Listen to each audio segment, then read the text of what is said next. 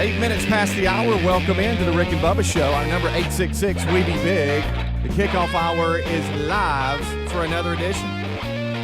Eddie Van Adler's here. I'm Speedy alongside Greg Burgess, Michael Helms. We're called the Good Time Gang, and we are kicking things off. That's why it's called the kickoff hour. Rick and Bubba join us in 1 hour from now. Busy show on tap today as well. Got a lot to break down and discuss in the old world, plus a lot of personal stories as we get the day started. Some things here so we can just go through, run through some business. We have Congressman Gary Palmer will be with us today, fresh off being in D.C. We'll check in with James Spann as well. Will a meat could spin. That's always on the table. We got Rick and Bubba University this week features Graham Allen and friend of the show. For all of you Blaze TV folks and subscribers, you know all about Graham Allen and others out there. He is always a big impact on social media, and we'll catch up with Graham Allen here on the Rick and Bubba University podcast this week and see how he's doing. I know there's been, if you watched Fox and Friends over the weekend, there's been a lot of controversy with his merchandise line and some things getting pulled down and censored and canceled and all this kind of stuff. So we'll talk to him about that and a number of other things. But that will happen today, and then that will hit on Saturday morning. Well, let's bring him in. Sitting over to my right, it is Mr. Greg Burgess and Michael Helms. Guys, how are y'all doing? Y'all good? Good. I will say this. Yesterday when we had this little piece of the hour, I said, hey, I'm fully equipped to dominate the day. Mm-hmm. And right now I feel like I'm missing something. Really? I feel like I forgot something. I feel like y'all hate that feeling? Yeah. I have that sometimes. And I don't know if it's going to impact me like in the next hour or it's going to be something that hits me about 3 o'clock today, but I've got that feeling and I can't get it off of me. How about that? You think you need more cowbell? Is that what it is? It possibly. Okay. Who knows? Right. I will like be in you've left Mississippi something later tonight. Right. You feel like you've left something undone? Is that what you're saying? I mean, like, I don't know what it is. I don't know if it's – I don't know. That's what's on me. well, I'm going to have to cut out a little early. Powerball. It's up to 640 Hey, million. that's a lot. Eighth You can do a largest in lot with that. Powerball history. Can do a lot with that. I'm going to have to cut out a little early. Yeah. Will you get me one? Because I know I'm probably going to win. I'll just share A lot of people Yeah. sitting in front of that. Yeah. $640 million. Let me do this right here. Mm. Wow. How about that? Bring it. And my car was mad at me this morning. I don't know if I told y'all Yeah, that. you did. Well, you did the car You wrong. mistreated Yeah. it a little bit. So the kids asked me last night. Mine's mad. If yours is mad for this, mine's mad every day. That's Well, where yours mine is used sits. to it, though. See, it's kind of like a dog when it gets put in an uncomfortable Yeah. situation. So the kids asked me last night, hey, can you back the cars out of the garage so that we can play? They didn't want to go outside, but they wanted to do something with. We got You a forgot to good pull 'em back area in in. the garage, and I forgot to pull them back in. And I got in the car this morning, and I heard it just saying, "What'd you leave me out here for? It's too cold How for dare this." So you. look at my windows Yeah, frosted. you didn't even remote start me. Don't even think. Check his seat out on your butt. Hey, I honestly Take me for granted. Now I've got like a 3-mile trip. Yeah. It's just not long. But I felt like about a mile and a half in, like, hey, I'm just not running right for you today. I'm just not. Not gonna do it. You're gonna have to deal with it too. Yeah. I'm mad. Mad. Steering wheel's cold on your hands. Yeah.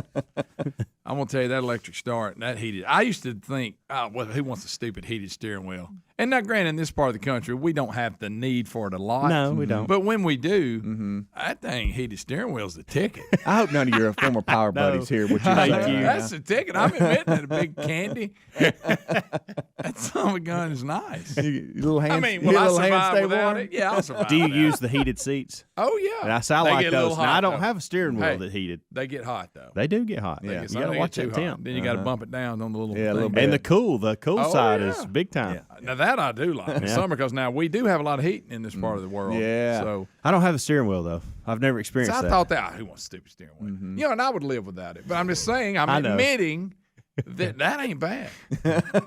You know, that ain't bad. You grabbed on this morning and said, "Hey, I like I it." got because it was 27 when I got in the truck. Yeah. Yeah, so Yeah, that's well, chilly. that's cold. That's real That's cold. why my car was mad at me. I turned mine on for a little bit. You know, you try to remember that way. You know, it'll. You know, when your window shield is just like frozen over and all that kind of stuff. It's you sitting there waiting. You can't see. You got your head out the window or something. So I remembered today, and I turned it on, and it had, it had melted just a little bit. So I'm like leaning down, and then I hit the windshield wipers, and I was, I could see and drive or whatever. But I hate the mornings where I forget, and you come outside and you're like, gosh almighty. You're just sitting in the car waiting. That remote start. Oh, it's a game changer. That Hendrick Chevy Silverado High Country that I'm currently driving. Take a sip. It's got so many things. Here's the deal. The lights that bright and dim on their own? Mm-hmm. It's got that. But if it's cold, I guess a frost or something, it'll default out of that. I guess the camera that controls it can't see or something. Mm-hmm. So it won't work, which is fine. But it took me a while to figure it out. And I was like, wait a minute. You talking to it? But then it'll give you a little message. That thing is awesome. Well, it's hey, dummy. Here's more proof that mine was mad at me this morning. The Bluetooth connecting to the phone to play music has never failed me. Never. Not once. And about halfway here, I was like, man, I really want to listen to that song this morning. And it was like, oh, I'm not playing you. Yeah. Hey, you think you're playing in my speakers? No, sir. Sorry. No, and not happening. I could not get it to Leave connect. me outside. Could not get it to play. Yeah. It was like, hey, you won't do this again. I'm teaching you, owner. Yeah. I got my new phone. I will say I'm digging that Apple Music. Mm-hmm. See? Huh? Look at you. Huh? The little things that you find from day to day is owning me. I like that. Yeah. I think about a song. Boom. There it is. Huh? Yeah. Speaking of that, hoop, there it is. There it is. Oh, that's good stuff. I like that. Yeah. hey, look, it is a game changer. Yeah. Do you remember when we had to have like CDs or you had to put something on a thumb drive or whatever just to have it? And now you think about it and search it, and there it is. Yeah. I still like having a CD. I just like seeing it and holding it. Like the feel of it. But I mean, that's pretty cool. Yeah. Now you come. There's a few artists that don't participate, but very few. Yeah. You can find most anybody. Oh yeah. I mean, I found Rainbow Stone Cold. Y'all don't even know what that is. Right. It was on there. Hey, look, you've discovered it. Now just wait till you're able to create playlists. Yeah. Then that's another game changer. Yeah. Have them like, rock or, whatever, and then you just go to that playlist, and then there it is. Yeah. Wait till you just... I ain't going to get too far involved in that. Wait till that. You will, though. I'll just go punch this song at some point. Wait till that crooked finger. Huh? I like that about it. A lot of things I don't like, but I like that. I think by this time next year, you'll be all in. The things that I dislike He'll be talking are not, to Siri for you know. The things I did, I don't like. That creeps me out. Yeah. The things I dislike about it are not game changers. You know what I'm talking about? Like, man, I don't really like that. But it's not like, oh, I ain't have it. You'll be going, hey, Gary, call Lisa. I don't A want heated that. steering wheel and an iPhone. Did we ever see the day? I'm telling you. what a Everybody cat. that knew Greg back when, I'm sorry. 13 years of this has ruined me. Greg at rickandbubba.com. Bubba, Rick and Bubba.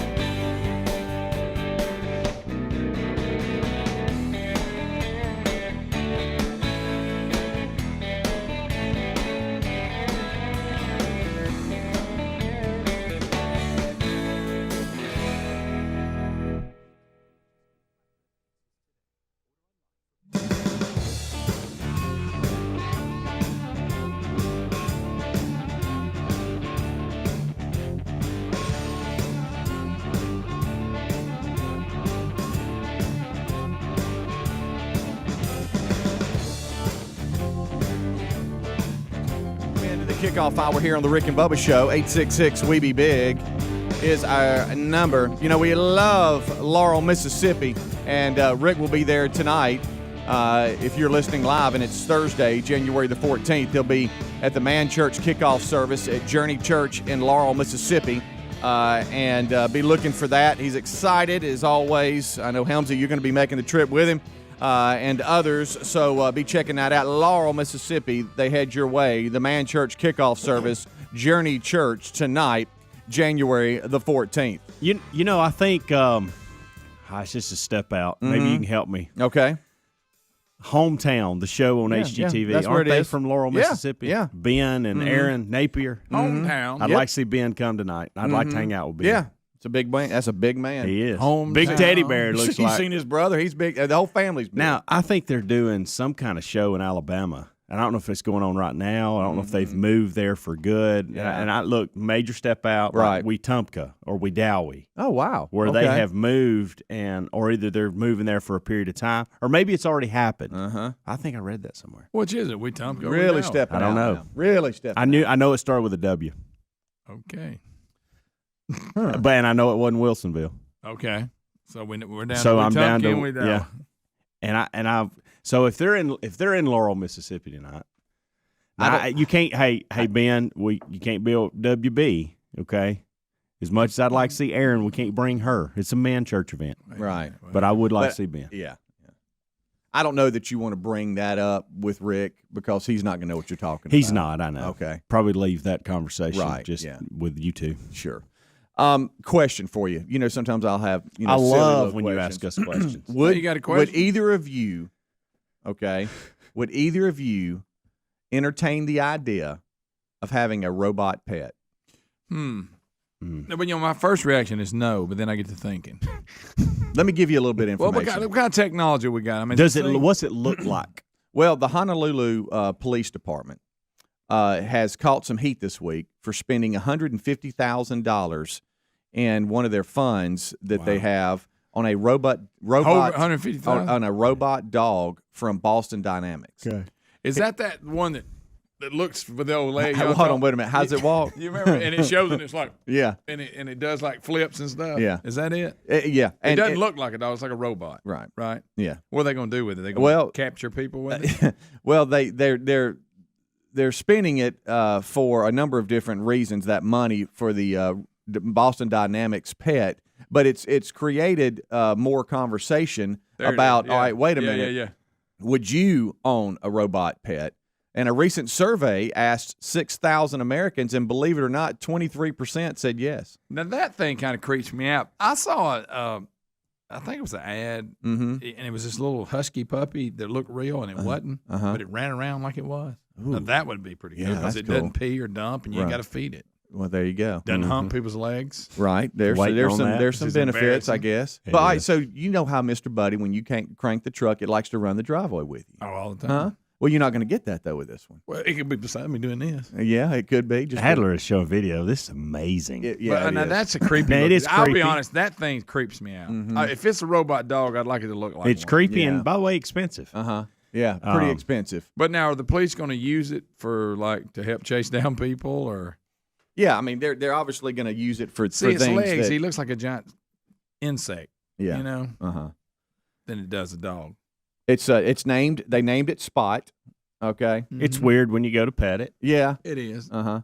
It won't snuggle you. It's No. going to be able to walk through various terrain, open doors, record video. It'll live and dance for you, Greg. I saw it dancing a minute ago. That's That's unbelievable. Yeah. So, in other words, they're going to be able to send it in ahead of time if it's in they got different situations where they need to figure something out. Hey, let's send it in, and maybe it can capture some video and come back to us, and we can see or I whatever. would think that'd So- be helpful Yeah. in situations where there may be bombs or Sure. when you're going into a house and don't know who's in there. Yeah. I get all that, but calling it my pet and treating it like my pet, I don't think so. Yeah, and I don't like Maybe this one not. here where they claim that Spot's going to help, the spread of COVID-19 through touchless field screenings, and interactive, I guess, homeless individuals in self-quarantine. Spot will be able to go through. So Plus, that's a they're little gonna have silly. fun with That it, part's yeah. a little silly to me, but he's going to be able to patrol an area and conduct thermal imaging to detect people's temperature changes and stuff like that. So there's a COVID-19 angle to this, but there's also an angle where he's going to be able to do things ahead of time if they're in certain situations. You know, I was trying to think how we could use this. So carpool, for instance, now with the kids, they have with one of them, it's they have numbers. Okay, and they have somebody that enters those numbers. The idea was there was going to be something out there that you either scanned like a card and it notifies via like a screen, a TV where your kid is sitting, hey, your parents are here. Yeah. Or it was going to be something that you kind of like an ATM machine where you stick the card in or you even punch a number in. Yeah. Same thing. But they weren't able to get all that. It's a new school. They weren't able to get all that technology going. So now they've got human beings out there. God love them, especially this time of year when it's cold. Good night. They do such a good job, but they're doing it on their phones. And so they're walking car to car, and you don't have to talk to them or anything like that. I normally do. I think about you, Speedy, because you're a good communicator, you're friendly, those type things, and so I try to do that too. But you get in those uncomfortable moments too where you don't want to hold them up, but you don't want to not say hey too. You know what I mean? Right. Oh, I know. So they're doing that. So all I can think about is maybe one of these robots out there that you're sitting there. Yeah, just think about it prancing around. Yeah. Mm-hmm.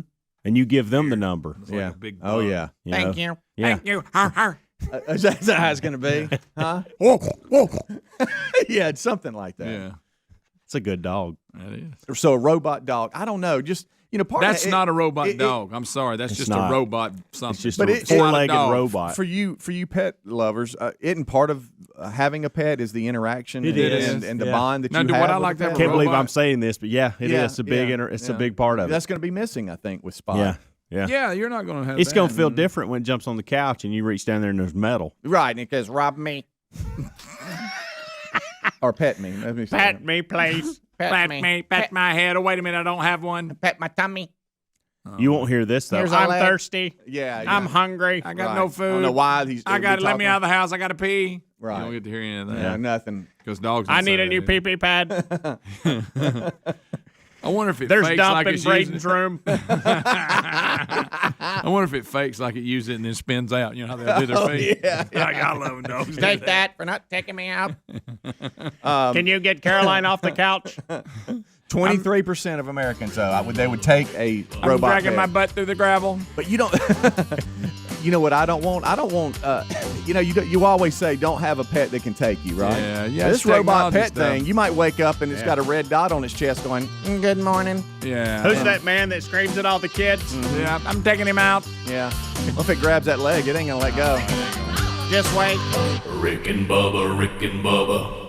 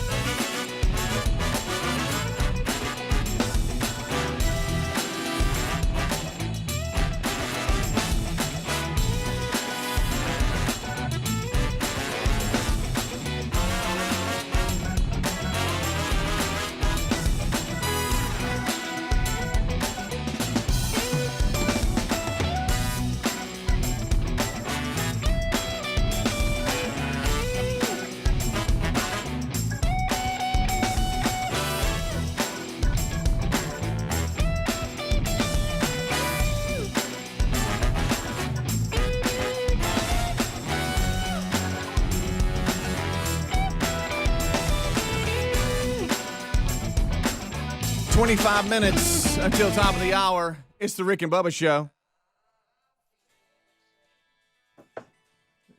All right, let me throw this back. Do you remember? I don't know for you on YouTube, you can't hear this. This is layup and change coming. Do you remember why we played this? What theme song this used to be? I don't know why we would, but what change was coming? I was a couple of years off on the Cleveland Browns, but I claimed a change was coming to Cleveland. Oh, if you remember? Yeah. Got their work cut out for them this weekend as they go to Kansas City to play the Chiefs. But hey, you know what? They're there. They open it up like they did this last weekend. They'll have a shot. I don't know if that'll ever happen again. I think that's the first time I've ever seen anything like that. I think Pouncey thought, are we punting? Because that was a punting snap. No. I don't know. All right, so anyway, there's a couple of things I want to ask you guys. When's the last time you guys have just sawed wood? And I'm talking about not with anything that'll help you. I'm talking about a handsaw just getting after All right, so I've got a good handsaw, by the way. you're bringing this up. And you're talking about now limbs? Yeah, it could be limbs. It could be 2x6. It could be last summer. Last summer? Mm-hmm. Okay. How about you? some low limbs off the trees that were too low to the ground. I got Right. my big ladder out, went out there, and I got a good tree saw, too. It's sharp. Yeah. So I'm all about Get a that heart rate up chainsaw. on it. I use chainsaw regularly. Okay, we got trees after trees. We got too many trees. You got money. But when you said that has nothing to do with it. I had to buy one. But when you said saw, I thought like I've been running a tile saw. Y'all run a tile saw, tile saw? I haven't. I've seen it done. But I have too. I kind of want to do it. Got one, and a couple years ago when we started doing some things around the house, and I remember you trying to figure out which one to get. I've tiled a floor, and we've done the backsplash in our kitchen, and so. But to your point on wood. We've got to do some baseboards and some trim. Yeah. And I'm trying to figure out, okay, is this something I want to tackle like I've been doing with the tile, or do I hire somebody to do it? You got to bump him in. But I'm going to have to buy a saw, and I don't know what to buy on that front. right. This will be new to me. Yeah. I'm worried about that angle too, Greg. Where it meets up? Yeah, but I think they got saws for that. Like you just I don't want measure, no part line of it up, and run it through. I don't want no part of it. Well, you know, when you're sawing wood, it'll make a mess. It will. Sawdust. It will. And so I like getting the sawdust and throwing on a good fire. Now, you're talking strictly That's handsaw, fun. or are you just talking about saw? handsaw.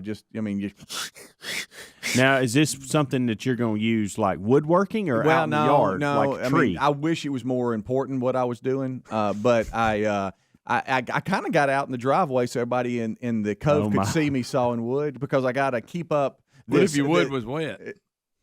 I gotta keep up this. You remember that? If that doesn't fire you up, your wood's wet. I love that. I use that all the time. Yeah, Amanda always dad. It did. It come from Mr. Wilburn, and Amanda looks at me all the time when I say that, like I'm saying something dirty. But you're not. I'm not. No. You got to think what about he's it saying for a is if you're not fired up, your wood's wet. Yeah. Well, you can't get fired up. Hey, look, Can't if happen. this doesn't fire you up, your wood's wet. Right. You ever tried to light? It ain't gonna happen. Wet wood. Hard to say. Wet wood. Wet wood. But no, I've got to be the guy to go to in the cove, and I'm not as handy as I need to. So every now and then I got to get out and do something so it looks like, well, see, look at him, he still got it. What were you sawing? I was just sawing 2x6. Is all I was doing. What are you gonna do with it? Well, I was so the trailer that I have, my little 4-wheel trailer, is at the house right now. Yeah. And but neighbors love that. And well, no, it's pushed. I got a. That's what you showed us the other day in Marco Polo when you were cranking the 4-wheeler for the first time. Yeah, okay, yeah. And I got one of these. I don't know if you've ever had one, but it's what they call a trailer dolly. Yeah, and it's like when they push airplanes out. Yeah, so you can get with those for just your regular 4-wheeler trailer or You've whatever. got a trailer dolly. And you have, Speaking of money. you have He's got to hide it. Guys, it's a little bitty You trailer. can't have it in your driveway in the cove. No, gosh, no. You got to hide it. You'll get a letter in a day. Your wood's wet. Yeah. And and I know this is silly, but you know how when you take a trailer off of your truck or whatever you got, and you know how you can put something under to support. I don't know, what am I trying to say here? To support the leg. Yeah, you put a piece of wood under. Yeah, wood under it. Well, you can actually use wet wood for that. Yeah, You can. it doesn't matter if it's wet because it's going to get wet. Yeah, because it's yeah. outdoors. I actually had what I call a block. Okay. Yeah. And it's like 2x6s that I nailed together. and to make it a certain height. We'll go get you a 6x6. Well, he's a carpenter, and so I had it at the other house, and I don't know how this happened. Okay, but I guess the way the driveway was and the angle, I could fit what I built it in its 5 pieces. Okay. And the 5 pieces is too tall now. And, you have some trailers that are light enough where you can pick up and push around yourself. And then you have some sure enough ones that are so heavy that you can't, okay? And so right now I've left the four-wheeler on the trailer because I'm tired of taking it off and on. And I'm like, in a couple of days, I'm gonna be right back on it. So I don't want to load it back up and all this kind of stuff. So I just pull the trailer into the driveway, put the block up under it, take it off the truck, and then move the truck up, get my dolly, and I can push it around like you see them pushing around airplanes, and I can just push it into the garage, even with the trailer on there. I mean, the four-wheeler on the trailer. Well, I needed to make a new block. So I got outside, sawed some 2x6s, and everybody could see me out there going after it. And then I got off in it, and it was a pretty long 2x6 because you got to divide them up, and I needed 4 pieces. And I just was like, this is a pretty big piece here, and I wish my saw was a little better because I don't do this a lot. And I didn't feel like getting out my electric saw because the battery was dead and all this kind of stuff. Should run a chainsaw through it. Well, I guess I could have. People that do that amaze me that they get it so straight and all that. It's like, what in the world? I didn't really have anybody to hold it or push anything down, so I was just, I was out there. And one of my neighbors said, "What you doing?" "I'm just sawing some wood, just getting out here sawing." And so I think about that answer. What he just gave. Sawing some wood from my four-wheeler. I got some wood needs saw. Just out here sawing wood. Then after that, I got the blower out and blew all the shavings. Saw and blow. Working. No, I didn't say it like that, but I really do, and you like fire, and I do too. Yeah, you take some sawdust and throw it in a good fire. That's fun. Yeah.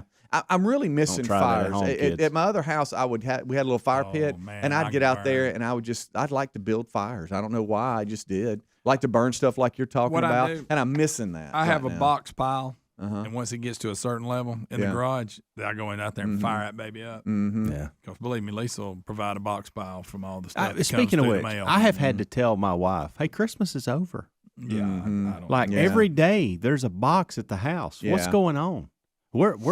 We're 10, 15 days removed from Christmas. I started to question 20 days. Question one other day, and I opened it and had dog food in it. And I thought, well, that's good. Now I ain't got to go get it. So that I did like. Well, yeah. When it's got Nordstrom on it and stuff like that, you know you're in trouble. Yeah, the world. Here's what I did though. Joss and Maine. What is that? Yeah, lowered my tailgate to the truck, put the 2x6 up in the truck, pulled it off, a little bit past the.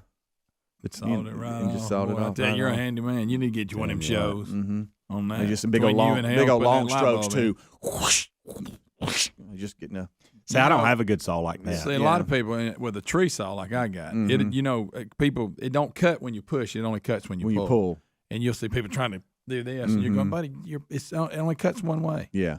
I've heard you bring this up before, not on air, but off, and that really bothers you when you see people doing that. I mean, you're working double. Well, they don't know. They don't have the experience. That thing bites. Teach them. Pull it to you. And I like a good sharp tree saw. After that, I got some nails out and hammered. Got a scabbard for it. Did some hammering out there too. Hammered it all together. He's really showing. Did you put a 2-belt on? Well, and I they don't know what I'm building. They probably think I'm making some really big thing inside or for the garage or and I'm just all I'm doing is just archway at your driveway. If you did, if you made your big archway. Real cold outside yesterday too. Yeah, just in case you're wondering. Yeah, I tried to run. I did too. Gosh, I did. I locked up. And I feel like you lose your man card when you're running if you pull your your hands back into your jacket. But I mean, what about when you take off and you're going to warm up? Yeah. But you take off and you go, even when I warm up, I don't have enough clothes on. Right. I realize it. When I'm way away from the house when I finally go, you don't have enough clothes. Right. We'll take a break. We'll be right back. Rick and Bubba, Rick and Bubba.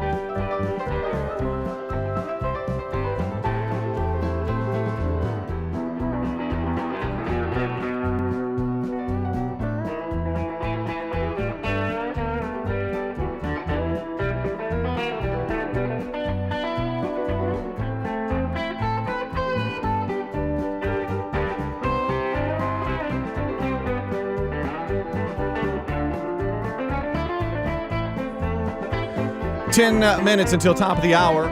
It is the kickoff hour here on the Rick and Bubba Show. Busy show on tap today. We'll break all that down here. One more segment before Rick and Bubba join us. This portion of the show brought to you by LinkedIn.com/Bubba. You know, with the new year, a lot of small business owners out there and managers, they're looking to maybe hire some remote employees, add to the staff. Maybe you're shifting business hours, whatever the case. You need to use LinkedIn Jobs to get that message across. When your business is ready to make the next hire, LinkedIn Jobs can help. They feature an active community of professionals with more than 722 million members worldwide. Getting started is easier than ever with new features to help you find qualified candidates quickly. You know, I don't know if you remember, guys, when we were growing up, there'd just like be a cork board, and then it would just be, hey, we're hiring, need help, or hey, whatever. It's gotten a lot more advanced now. So you try LinkedIn.com/Bubba, and they'll get you kind of set up and ready so you can manage job posts, contact candidates from your mobile device anytime, anywhere. So check them out right now. That's how LinkedIn Jobs can help you hire the right person faster. And in the world we're living in now, it's important than ever to find those right people to help run your business. So go to LinkedIn.com/Bubba, get $50 off your job post, or you can find a link at rickandbubba.com under the sponsors button. All right, so we're hopping back. And speaking of jobs, I don't know if some of you are maybe looking to, get a little money on the side or whatever. I see where the Oscar Mayer Wienermobile is trying to hire more Wienermobile drivers. Do you have to go through a special training to drive the big Wienermobile? I guess so. I mean, maybe you have to have a special license. It's a weird-looking deal. Yeah. Probably They're accepting hard to applications park. until January the 31st. What do you think? I don't know. Picture. I got a new job. Really, what are you doing? I'm driving around that Wienermobile. Mm-hmm. You ought to see it. Was it Chicago that they made one of these Wienermobiles into like an Airbnb? Yes. It's like it was really nice inside, and so you could like come and stay in it for a night. Yep. I guess that's, something you could say, hey, look, I did this. Maybe on your resume, I drove the Wienermobile. I'm not sure. We've had a weird history with the Oscar Mayer Wienermobile. I don't want to drive around a big old wiener. I don't either. No, I give you that. I give you that. People look at you weird. Don't want to get in a big wiener, much less driving around. Doesn't look comfortable. Whenever I got in I bet one, it ain't got a steering wheel warmer. It was, no, probably not. Oxford, Alabama is where I was, right there in front of the mall, and Martin's, and for those in the high school, for those of you in that area, I know that's pretty local for you, but that's where I was in the Oscar Mayer Wienermobile riding around, and it was pretty nice inside. You forget you're riding around in one. You think I'm in an RV, and then you get out and you realize, why was I in that? Yeah, it's a little weird. There's a big Oscar Mayer wiener there. Also, one other question I've got for y'all, and then we'll move on. Where are y'all on Kit Kats? Let's go to Canada. I'm not a big Kit Kat guy. You're not? I Really? love Kit Kats. I don't. I mean, I'll eat it. Yeah. But they don't come in my world. Go-to. It's not my go-to. If it's there and I ain't nothing else, but I will not pick it up and buy it. Do y'all ever? I never buy candy bars anyway, but if it's laying around, I'll have one. I like a Kit Kat. Do you guys ever like marry some of that? Like go with Kit Kat and take a bite of a Snickers, or go Three Musketeers and then take a bite of something else and kind of? That's obesity. No, it's not. Okay, so the little thin. There's only 2 candy bars I give anything to, right? And Snickers is just not one of them. Snickers I love. Butterfinger I love. Butterfinger's my favorite. They're neck and neck. Yeah. Don't put your finger on my Butterfinger. I wish they hadn't chopped the king size in half. Greg, we've had that. They've done it on both. I know. Well, why does Payday get to have the whole thing? Right. They've chopped it in half on those, but Paydays is still one full bar. Explain that. I don't know. Somebody's got to answer me. I can't tell you the last time I've had a candy bar. So you don't like Twix either, then, do you? Yeah, I like Twix. It's got the cookie on it. I'm not a wafer guy. I don't like anything with the wafer in it. Okay, interesting. I mean, I can eat it, but it's Right. not my choice. If I say, oh, there's a Snickers or there's something with a wafer in it, I'm going with Snickers. Well, I love Snickers. That's a good one. Yeah. The story today is a thinner Put 'em in the version. refrigerator. A thinner version of Kit Kat called Kit Kat Thins are coming out, and that's a story. So we're gonna I give you guess. less. Yeah, we are. Okay. We everything you got to have different sizes. When it comes to the candy bars and the minis like you'll have during Halloween or whatever, that's what I'm talking about. So I'll go like. Oh yeah, I found a little patch the other day, just a little little bag. I'm like, oh, look at here, and it had like some Snickers in there, and it had like a Three Musketeer, Milky Way, whatever, and for some reason I was like, I'll take that, and I'll chase it with some M&Ms. You put it together, it's pretty good. tell you what I don't. It's like putting drinks together. What they used to call those suicide drinks. Whatever. My mom's a threat to have a little bowl with a bunch of little candy bars in it. And I've done that. But I tell you. just getting ready. You know what I mean? You know when you go through the process that you just went through, right in the middle and of the facial expression you had, I thought, man, it's gonna be good. I know. I was leaning in. I completely forgot. So in the middle of this, I hate when that happens. I thought, watch out, he's about to grab that mug, take a sip. If he grabs a mug without using the handle, Dang it. that's when he really means bad. Like right now. I never forgot what I was going to say. How about that? That's scary. It was about you being at your mom's house and grabbing something. Then you hey, look at me. Then you went. I know it. I got hung up like I was on Zoom. I tell you what, I like being at my mom's house and every. What happened? I don't know what happened. I don't know. I completely lost. Something to do with the candy bar. I got to tell you, only you can tell us what happened. Okay. This really has nothing to do with that. Is this what you were going to say or something different? I think it is. He's shifting and pulling up his sleeves. I'm not sure. We talk about which one you grab first, and we're not getting into this discussion because we've done this 1,000 times on the show. 1,000 times. We're repeaters. 1,000. But let me tell you what I won't get. I will not grab a Clark. I will not grab an Almond Joy. Yeah. Or a Mounds. Yeah, me either. Or a Zero. And out of those, if I had to, I would go Zero. Mm-hmm. I just stay away from that jar. Yeah. I don't even grab anything. I can force my way through a Zero. It's not, but now I can't eat Almond Joy or Mounds. I can't eat it. Yeah. Ain't gonna happen. No, I was trying to. Besides eating those little minis, what about like a Zag Nut? I can't remember the last time I was like in a convenience store and went down and grabbed a candy bar and said, "I'll take that." Last week. I can't tell you the last time I've been inside a convenience store. Okay, serious business. I was in one the other week because I had to pee on the way home. That may be why. There you go. Thank you for that. I was Greg. walking by and I saw a giant Butterfinger, and I said, "I got to have that."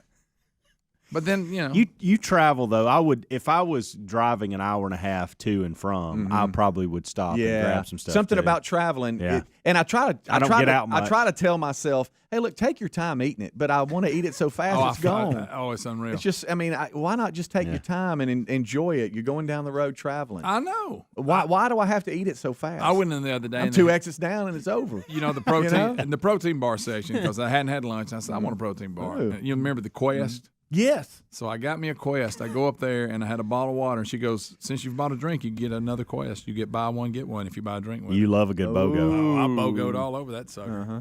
What's your Ate go-to the Quest on the way home and ate the other one on the way back to work the next day? What's your go-to soft drink if you're getting a candy bar? Depends on if which I go candy bar I'm drink, getting. Really, it does. It'll be. It's weird. I know. Coke Classic or Dr. Pepper. Okay, you went Dr. Pepper on me. I go Diet Mountain Dew or Diet Dr. Pepper or Diet Coke, and it all depends on which candy bar I'm getting. I got to ask a question. So you're going a diet drink with a candy bar? That makes no sense. I always get. I don't drink regular drinks. Period anymore. Drinks are horrible. I hardly ever drink. Like is it Cokes the taste and stuff? Yeah. Okay. The way it I've been on diet drinks so long that all the other stuff now is too sugary for me. Okay. I actually enjoy the diet taste more than I do the other. Okay. That's the reason I do it. It's not a and I hardly even drink anything other than water and Spark and coffee these days. I don't drink a lot of soft drinks, but when I do, that Coke Classic. It's nothing better. It's hard to beat. There's nothing better. Hard to beat. Now my wife will go Dr. Pepper in a second. Now I like Dr. Pepper. We seem to be more of a Dr. I'm a Pepper huge Sprite Dr. family. Not sure why. Every now and then it's classic Coke if we have to go that route. But there'll be little Dr. Peppers and Sprites in the pantry every day, every single day. I like it a little but bit. I for some reason I like a cold Sprite and chase it I with like a a little cold candy bar. Sprite. Yeah, That's not bad. it's not. It's got to be cold. It does have to be cold. Real What cold. about- you don't give 7-Up much? No, I don't. I'm a Sprite guy. I was at Academy yesterday. Same drink. I was at Academy yesterday, and I know those little refrigerators. That's how they get you. It's like they're calling, "Take me," and I grabbed a Sprite on the way out. I'm giving lemonade a little more these days, and I've never been a lemonade really? guy. I like lemonade. Chick-fil-A specifically. Oh, that's good. That's a good lemonade. You live over the mountain. You probably Rick do. and Bubba, Rick and Bubba.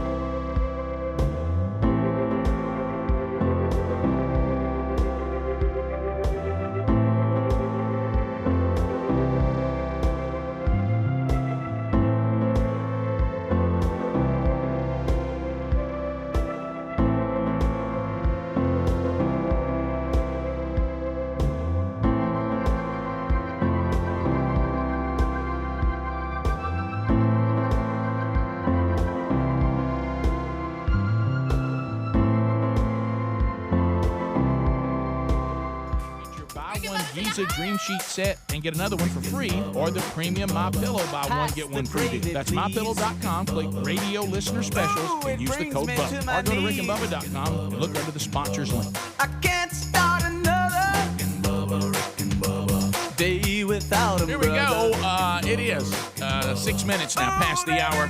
You got the Rick and Bubba Show. Thank you for being with us. We start this hour with the national anthem.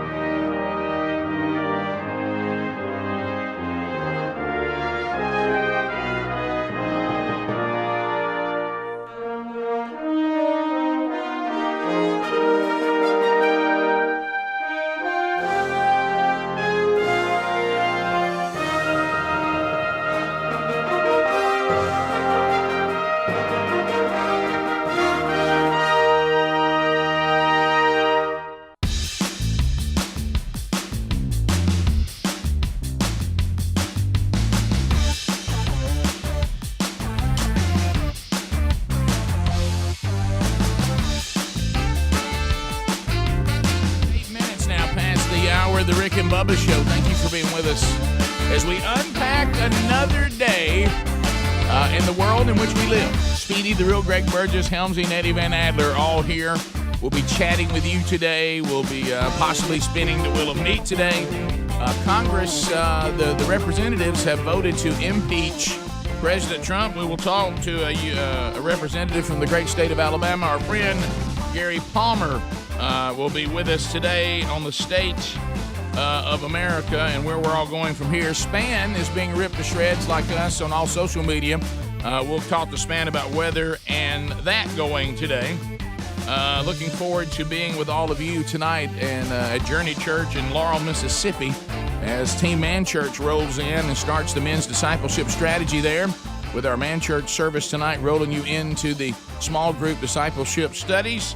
40 weeks ready to go, and we'll kick that off tonight. If you'd like to join us, check rickandbubba.com under events to see if any seats are available. Rick and Bubba University, the podcast, we'll also be recording that today, and we'll tell you a little bit about that on the show. Let's bring him in.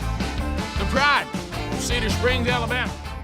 Most of you probably know him best as the silver-tongued one, the man with a golden voice, professional lunch eaters, man of the year, the inventor of pizza and a cup, Shakespeare's worst nightmare, and the master of the King's English. Ladies and gentlemen, put your hands together for Bill Bubba Bussey!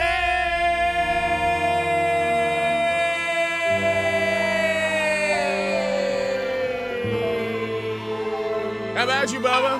How about you, Rick Burgess? Friends, neighbors, associates everywhere. Welcome on in to the little thing we call Rick and Bubba. Let's unpack another one, Bubba.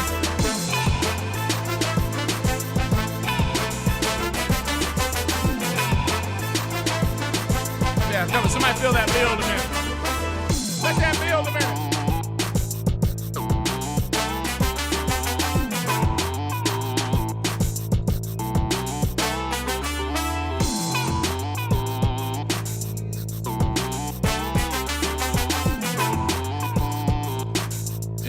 Never stops you. Yeah, come on.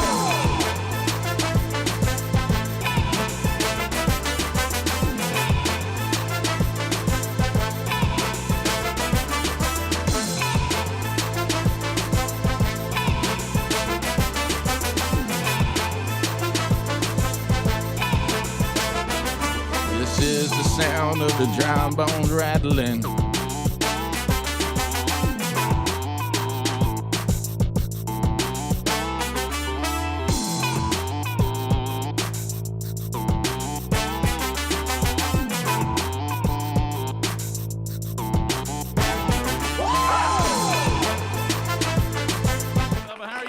I'm good, sir. How are you? Well, that's the sound of the dry bones rattling, baby.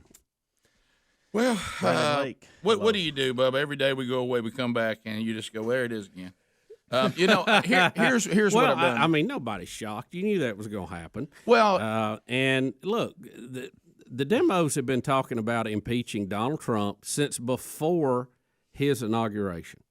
This has been that's the new, the bat we're going to whip everybody with. I'm not surprised by it. Who is surprised by it? Nobody.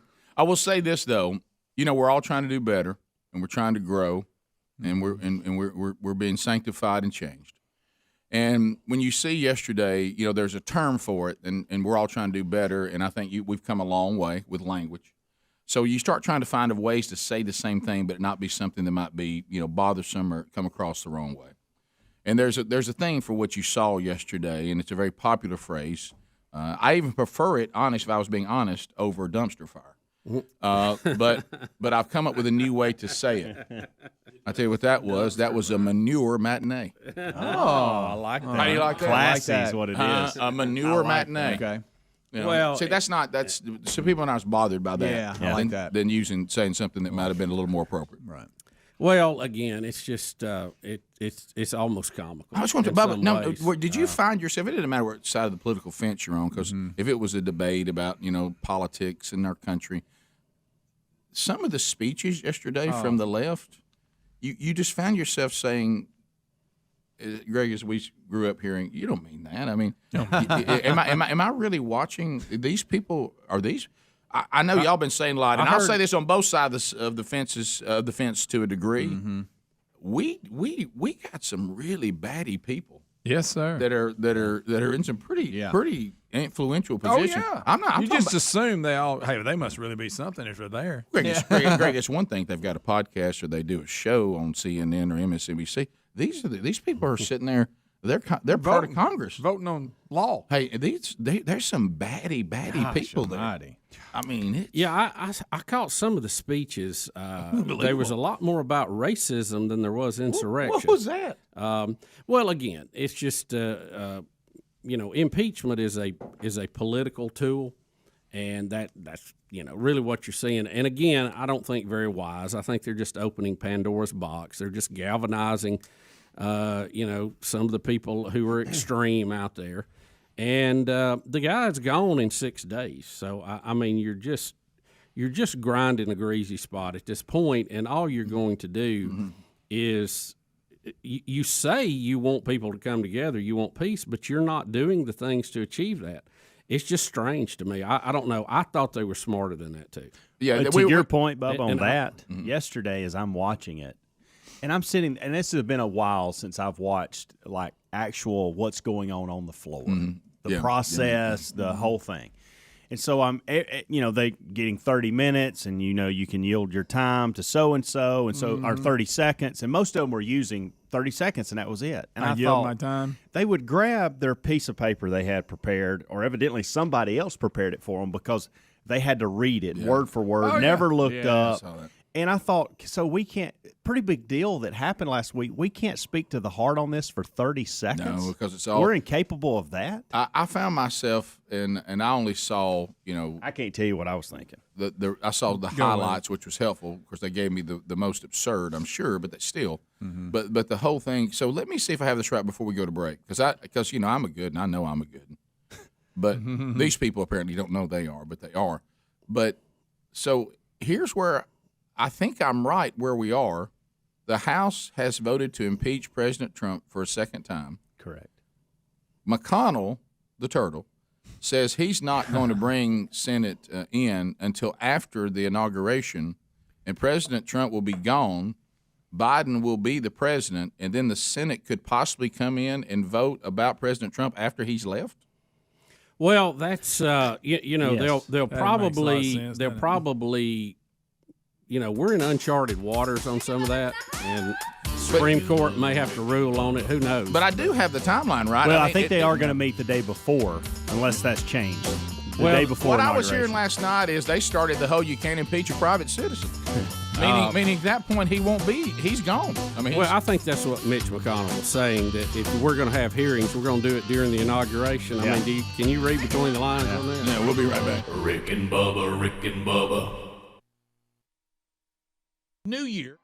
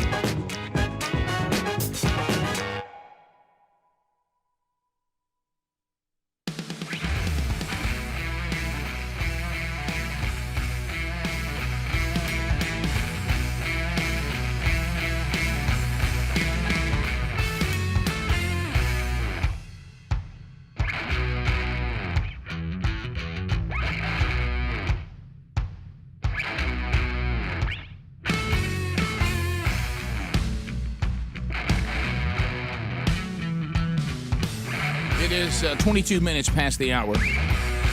Protein pills and put your helmet on.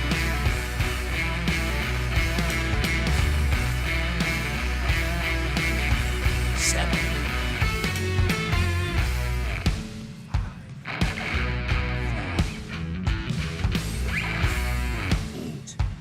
Check ignition and may God's love be with you. Take off, Major Tom.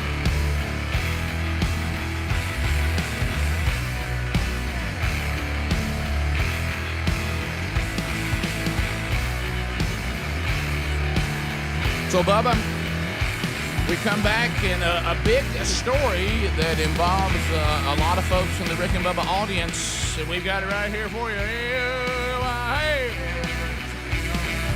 Space update.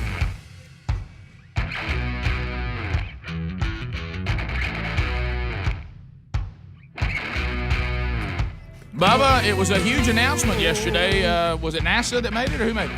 It's actually the military, Rick. Military U.S. Space Command has chosen Huntsville, Alabama, the Rocket City, for its new $1 billion headquarters. How about that? All right, so this is the Space Command that Trump got fired up about. And well, it's not Space Force, it's Space Command. What's the difference? It's a little confusing. And, What's the difference? I can read you what they said. I don't know. Can you we got a nutshell lot it? of space Can stuff, you nutshell Rick, it? you know? Can you? This is your area. Well, let me give you what we do know. Decision has been made to move Space Command from Colorado to Alabama. The decision is provisional, depending on an environmental impact survey. The survey is scheduled to be completed in 2023. Until then, Space Command will remain in Colorado.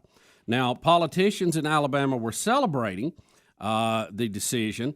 Officials in Colorado not so happy. Yeah. They said it would cause a job loss there. It obviously would in a gain in Alabama. Well, maybe we'll have an opportunity for the people of Huntsville to tell Colorado to eat it today. So Space Command is one of 11 military commands. It's different from Space Force. Space Force is now one of the 6 military branches and has its headquarters at the Pentagon.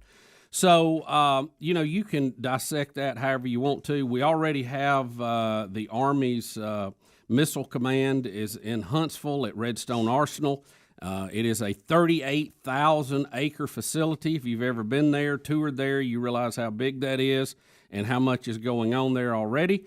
It already plays a big role, and it was founded in World War II era and really came to light when Warner von Braun chose it to be the headquarters for his rocketry as we headed to the moon. This is ground control to Neighbor Bob. So let me. Now, I'd here's like to the hear thing, that G. story. By the way, I'd like to know. I'd like to see a documentary on how von Braun and all chose Huntsville and how all that came to be.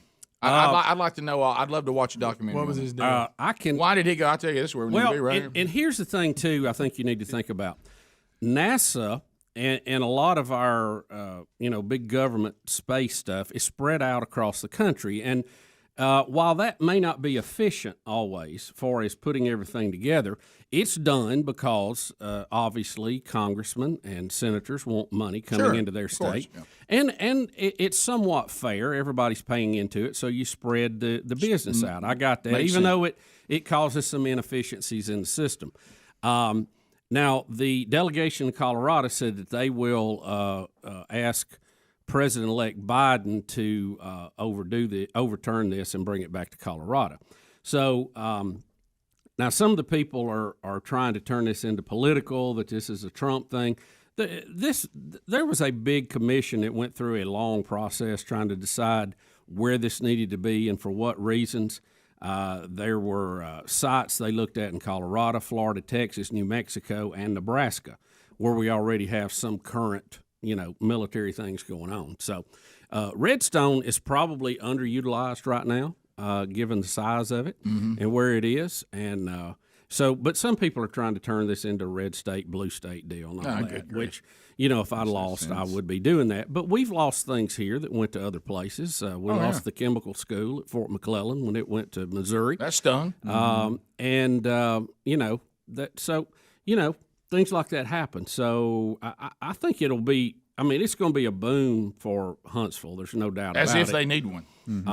And the fact that the environmental impact study will not even be done to 2023 means that, I don't even know how much input Biden will have on this. I mean, we may have another president by then, so shortly after. Yeah, we're talking to Speedy's dad on the podcast last week, and, of course, we all have friends, and I have family that lives in that area in a combination, and that place is booming. Oh, yeah. Oh, yeah. Big Yeah. time. It is. Yeah, it is. And there's a lot of, high tech that's already there. We have, there's a lot of things, let me just say, housed at now at Redstone that, are very valuable to our defense. And we appreciate all the people who work there. We have a lot of them listen to the show on the river up there in Huntsville. So it will be funny, though, to see if Huntsville and the state of Alabama and everybody begins to celebrate, and then Biden jumps in and says, not so fast. But you're saying, I don't know. Like I said, there was a process in this, and there's more than just the president involved. Of course, the president signs off on it, I'm sure, but you got some very powerful senators involved. Richard Shelby is very involved because of his time in the Senate and his positions, his committees. And they all try to bring jobs to their state, so I don't have a problem with that. no, just like that's Colorado. That's what you're supposed to. Yeah. Mm-hmm. But I think it's a little short-sighted for some of these people to try to paint this as hey, Trump's taking care of a state that's red versus one that's blue and all that, because there was so much study going into this, so many commissions, so many panels, so many generals looking at all this stuff. And Huntsville is a great place. By the way, you asked the question about how it ended in Huntsville. I've heard stories. I don't know how true they are. Don't but confuse that one with Walt Disney, because I get them confused. Remember that one? do you want me to tell you the Von Braun story that I have heard? Yeah. Yeah, we'll definitely come back. I mean, if you think about it, I want to put Space Command somewhere. Do you want to put it in Colorado where people are smoking dope on every corner? Well, you probably don't want that to work for us. Space Command and marijuana don't go together. It shouldn't go together. They shouldn't go together. Or drinking or drugs of any type. It's bottom of the hour. We'll be right back. Rick and Bubba, Rick and Bubba.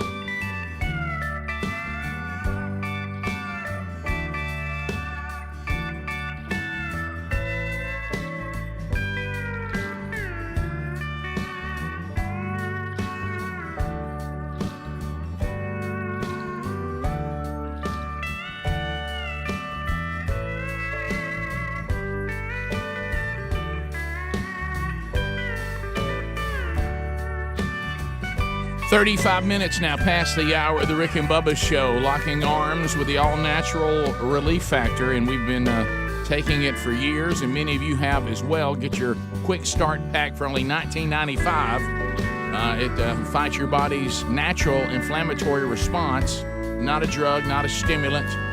Get away from the over-the-counter stuff that does have bad side effects. If you're using it, all day, every day, you don't need to do that. This may be the answer for you. In 3 weeks, you'll know many people with great results, including us, with Relief Factor. ReliefFactor.com or RickandBubba.com under the sponsors.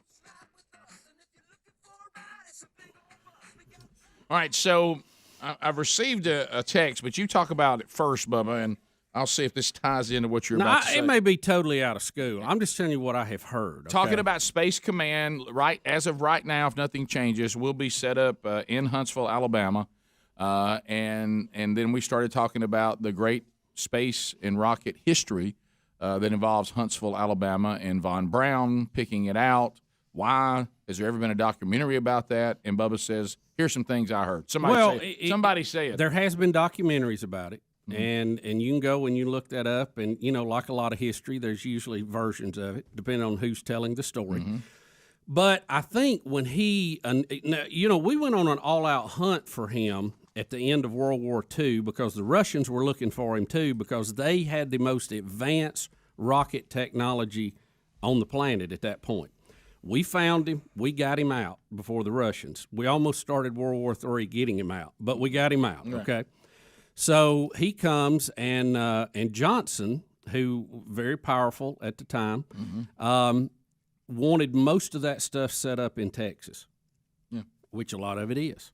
It is. And Houston, we have a problem. And again, I'm just telling you what I heard. This may not be true. This is a story I've been told. Somebody said? This is a somebody said. Then I'm going to give you what some of PBS's history I'm going to give here. this text I have. I think is a pretty biggie too. So he was initially set up with the Army in Texas, but a lot of people in Texas, with knowledge of this, was very uncomfortable with someone who was a high-ranking Nazi running the space program in Texas. Now, Texas-Nazi does not go together. You see there's a problem there. And they got a lot of pushback about it. So they were not about to let Werner von Braun get away. So they said, we're going to find you another spot where it's a little more isolated, may not be as much of a hot zone for this, and we'll let you have some input on it.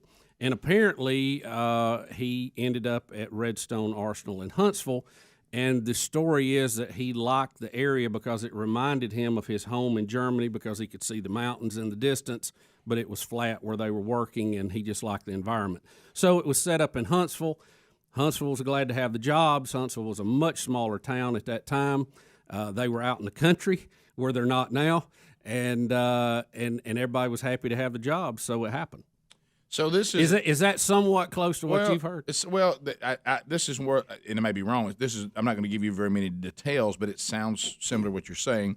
Got this, says Pulitzer Prize winning author Diane McWhorter, and I know, Bubba, you've read a lot of her work. I do. I follow her close. Who wrote Carry Me Home, is actually writing a book right now about the history of NASA in Huntsville and the Nazi connection. Yes. So see, not only did we bring, so there's a book coming on all this that ought to be pretty good. Not only did we bring Werner von Braun, and explain why you're saying Brown and not Braun, because that's his name. Yeah, that's his name. Yeah, but I mean, a lot of people think you're mispronouncing it. No, we've actually interviewed his secretary on the air and clarified that, and it's been a running joke for years because I will not change it to von Braun, but that's how the Germans spell Brown. But the Southerners just could not deal with the fact that you had B-R-A-U-N as Brown because they knew it as B-R-O-W-N, and so they changed it to sound German, von Braun, but it was really von Braun the whole time. So I was looking for some facts on this from PBS. They actually have a story here about the series called Chasing the Moon, and they said that, the U.S. Army they were glad to get him. They had the technology, but there was, some PR problems with the fact that he used to work for Adolf Hitler. That's a tough one. You see that on the resume, and you're like, okay, now we've looked over your resume. We'd like to talk to you about the Hitler thing. But he had said all along from the very beginning that he basically was apolitical. He was a scientist. He wanted to chase space. He wanted to carry a man to the moon, and that's all he really was concerned about. He was not into the Nazi movement and what they were doing. Wasn't aware of some of it. He just wanted to build rockets, even though some of it was used as military weapons against Allied cities. And he said, that you had to be a member of the Nazi Party if you were going to have a career and not be carried off to a concentration camp. And he said he did what he was told to do, and part of his job was to build rockets, which is what he wanted to do, even though he didn't totally agree with how they were being used or whatever. But he was just being a good citizen at the time and doing what he was told to do. That's a tough picture right there. Well, yeah. Well, yeah. Well, like I said, did the resume. He said, now, anything you want to tell us? Well, now you do need to be aware that I was a Nazi. Okay, all right. So somebody get the PR department in here. When you go from that to you got a civic center named after you, and now I will tell you this: I honestly prefer Von Braun. I think it sounds cool. It's just not accurate. But I do think it's cooler. Yeah. You remember those days, Greg, concerts? Coming to the Von Braun Civic Center. Yeah. If it had said Von Braun, it wouldn't sound It's not as cool. No. It's not as hip. Rick. No. So basically, his story all along was that he was a victim of the Nazi movement and Hitler, just like everybody else was in Germany, and it was basically looked over then by Americans because, hey, he was pretty good at what he did, and he carried us. He built the Saturn V right there in Huntsville that carried us to the moon. No, the PR on him now is in Huntsville is actually really good. I mean, you just don't put people's names on things that you're upset with. Right. Mm-hmm. I mean, he was head of Redstone for many, many years. Look, I'll just be straight up. I know people who work with him. Yeah. They all rave about him. Yeah, didn't expect this text I just got. But well, I mean, you know how you know somebody, you think you know them. I also say, my grandmother was also one of his secretaries. Yeah. I'm like, what? It's like somebody you like know. That's never come up. Hey, you just don't tell me your grandmama worked with Von Braun. I mean, look, I've had lunch with the guy that you're talking about, guys. I got the same text, and I'm thinking we've had lunch about a dozen times over the last year, and that's never come up. Well, so Rick, let me put it in contemporary terms.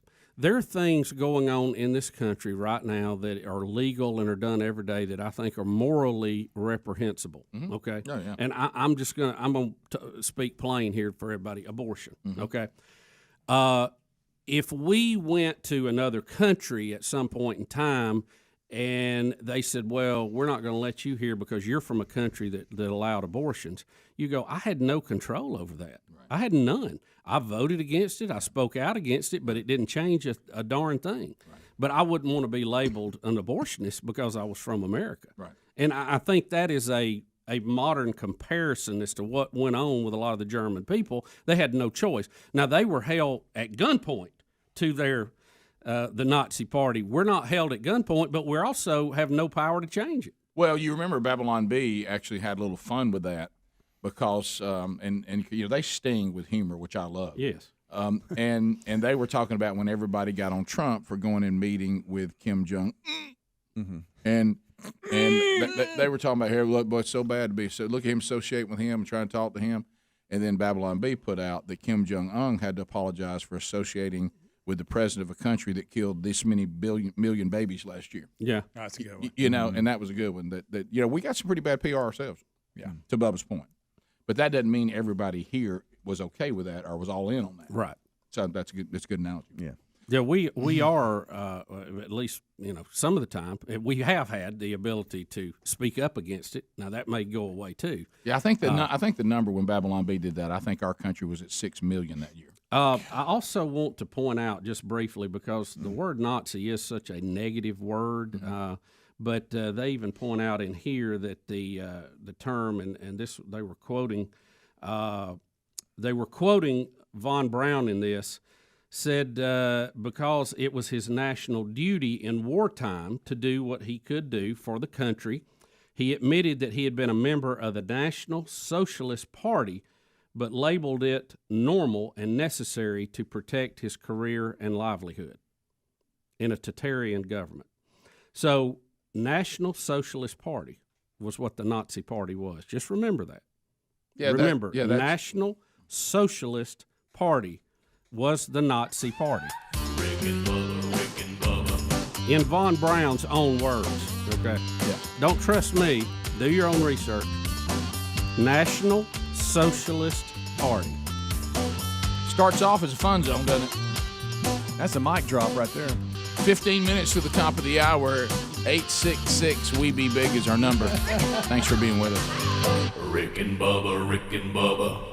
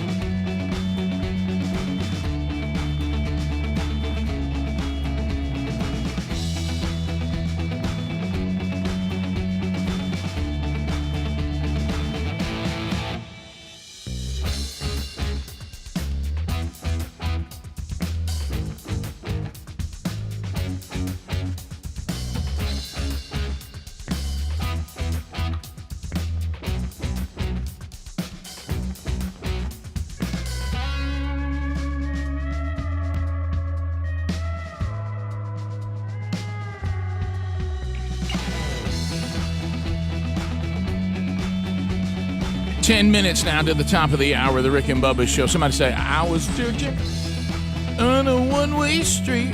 I was hoping for a chance to meet. I was waiting for the operator on the line. We're back. Our number is 866. We be big. And Bubba, what's that sound? What's that sound? The wheel of me keeps on turning. It's the wonderful wheel of me. I don't win today, then tomorrow. Wheel of me, it's got me yearning. Wonderful wheel of me. Whoa, come on, give it a try. Well, the lines open up on the wonderful wheel of meat, and Bubba, release the Kraken. Here they come. So we've got terryanddavid.com providing the meat today. They'll send you a $50 gift card for you to pick from their delicious fine fillets, New York strip, 5-bone pork roast, meats, and seafood at harryanddavid.com. Over 80 years experience. We also got some beautiful flowers on the wheel today from 1-800-Flowers.com. Just had some of those come to the house not too long ago and been looking at those beautiful flowers. Assorted roses, which is what we have at the house. Red roses, assorted tulips from 1-800-Flowers.com. That's on the wheel today. Moultrie, it's just feeders right now. We got a little backlog on the camera packages, so we apologize for that. But the feeder packages are available today. There's Rick and Bubba stuff there. There's BuzzBox coffee. There's Blaze TV's subscriptions and just all kinds of goodies on the wheel. There are some pitfalls, so be aware of that. Not everybody is a winner. Livingston, Alabama. Bubba, Livingston. Greg, what's the name of that steak place we go eat in Livingston we like? You remember the name of it? No. Oh, man, what's the name of that steak place? It's really good. Man, it seems like it's somebody's initials or something, is it? Diamond Dave's? Diamond Dave's. Is that it? Diamond? Yeah, I think that's an Aniston. Yeah. And I think it moved to the Heflin exit. Tom in Livingston, Alabama. Tom, how you doing, buddy? I'm doing good, Rick. How are you? I'm good. I'm real good. So what do you say to Speedy? Wow, what a wheel. Let it rip, Speedy! All right. Greg's got the drums over here for us, Bubba, if we need them. Yeah, I hear them. Yeah, Seems like they're working again. Tom, let's go. Somebody was worried they wasn't working. That's been put to rest. Uh-oh, look ahead. Oh! Flowers, flowers, flowers. Smell it! Flowers it is. You've got flowers from 1-800-Flowers.com. Do you want assorted roses like I sent to Sherry, or do you want red roses or assorted tulips? Sorted. Assorted tulips for you or assorted roses? Sure. Make it tulips. Okay, because you were answering two questions with one answer. But yeah, okay. I'm sorry. Buddy, it's all right. By the way, Greg, it's Diamond Jim's, not Diamond Dave's. Diamond Jim's steak. You ever eaten there, Tom, at Diamond Jim's? No, I haven't. I'm just passing through. Oh, I got you. All right, you need to do that next time you're in there. All right, I'll put you on hold. There we go. Thank you, Tom, for listening to Rick and Bubba. And he picks up roses. We go to Lauren.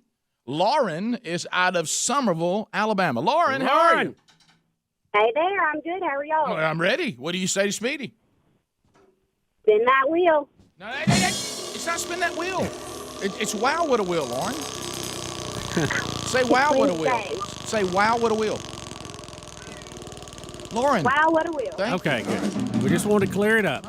Make sure we had all the boxes checked. Oh, buddy, look who's coming round the bend. Yeah! It is Henry the horse. So, man. I'm so sorry. I'm sorry. I'm so there he sorry. is. There he is. Come on in here, Henry. Happy 20. Tangled up in that camera. Watch out there, Henry. Here comes Henry, though. Look at it. Look at a little spry today, Henry. What's up, guys? How you doing, buddy? How's it going? Doing great. I need to apologize. Okay. My cousin, you may have seen him in the halls of the Capitol building. Oh, no. Adler. Yeah, he's he had his face all painted with the American flag, and you'll probably recognize him when I tell you who he is. He's half buffalo, half jackass.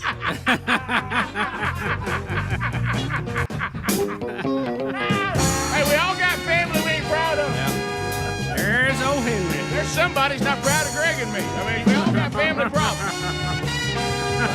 Henry!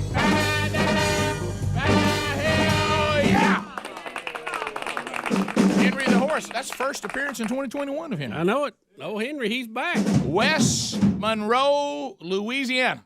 John is standing by. John, what do you say to Speedy? I say, wow, what a wheel. Let's go. John trying to win something off that wheel. West Monroe, Louisiana.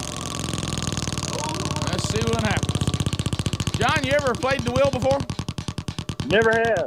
All right, well, today's the day, buddy. Look at here. Look at here. Time getting through. Oh, me. Yeah, I don't think you can see what it landed on. It's me. John, you got me for that jambalaya. Yeah. John, do you make a pretty good jambalaya?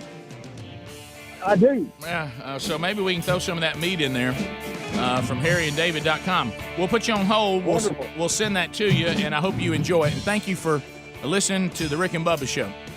Thank y'all. God bless you. You too, man. All right, there we go. So a win out of West Monroe. Bubba, we go to Florence, Alabama. Michael standing by listening to WLAY. Michael. Yes. What do you say to Speedy? Wow, what a wheel. Let it reverse spin. Never saw it coming. No, there's our country. He disguised it very well. Love it. That's our country going back the other way. All right, so let's see what happens with Michael here. Michael. Oh, me.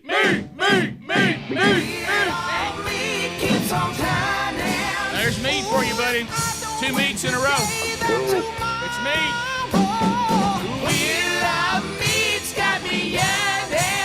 So, Michael, what's the best dish that you can prepare that involves meat? The best dish? Yeah, what do you like? What's your go-to? If you got some meat, I'm gonna do what with it? What do you want to make?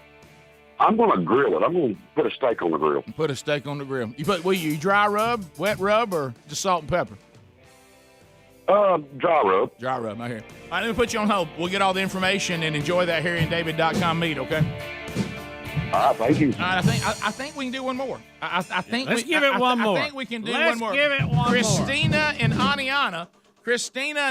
What do you say to Speedy? Wow, what a wheel. A little English. Speedy has put a little English on it. And little change up. Let's see what we get here for Christina.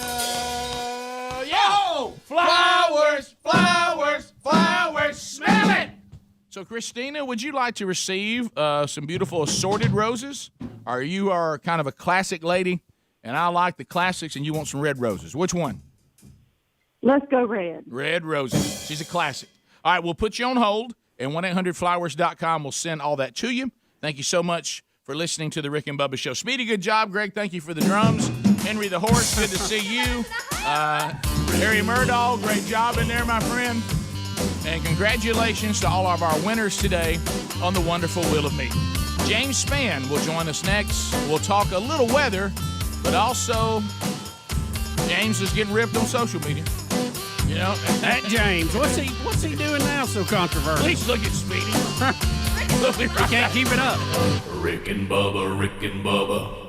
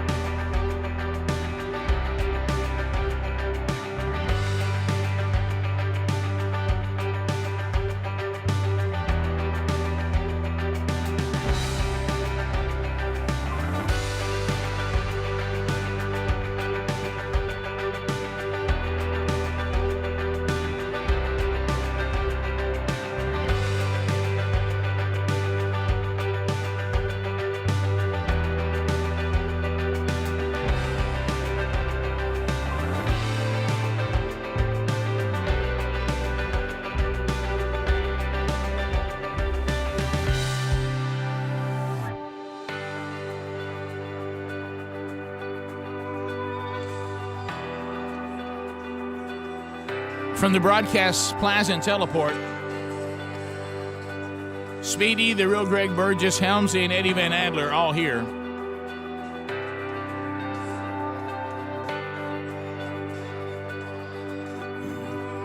Welcome back for a brand new hour.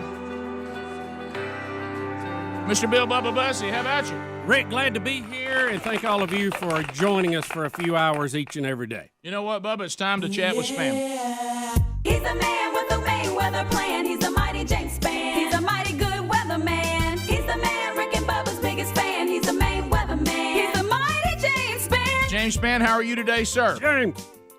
Fine, gentlemen. I'm doing quite well. How are you? Well, we're checking on you. I mean, I know there's weather things to always talk and anything that we need to discuss before we get into life of James and our current environment. I don't think so. You know, we had some excitement across parts of the Deep South yesterday with Grauple.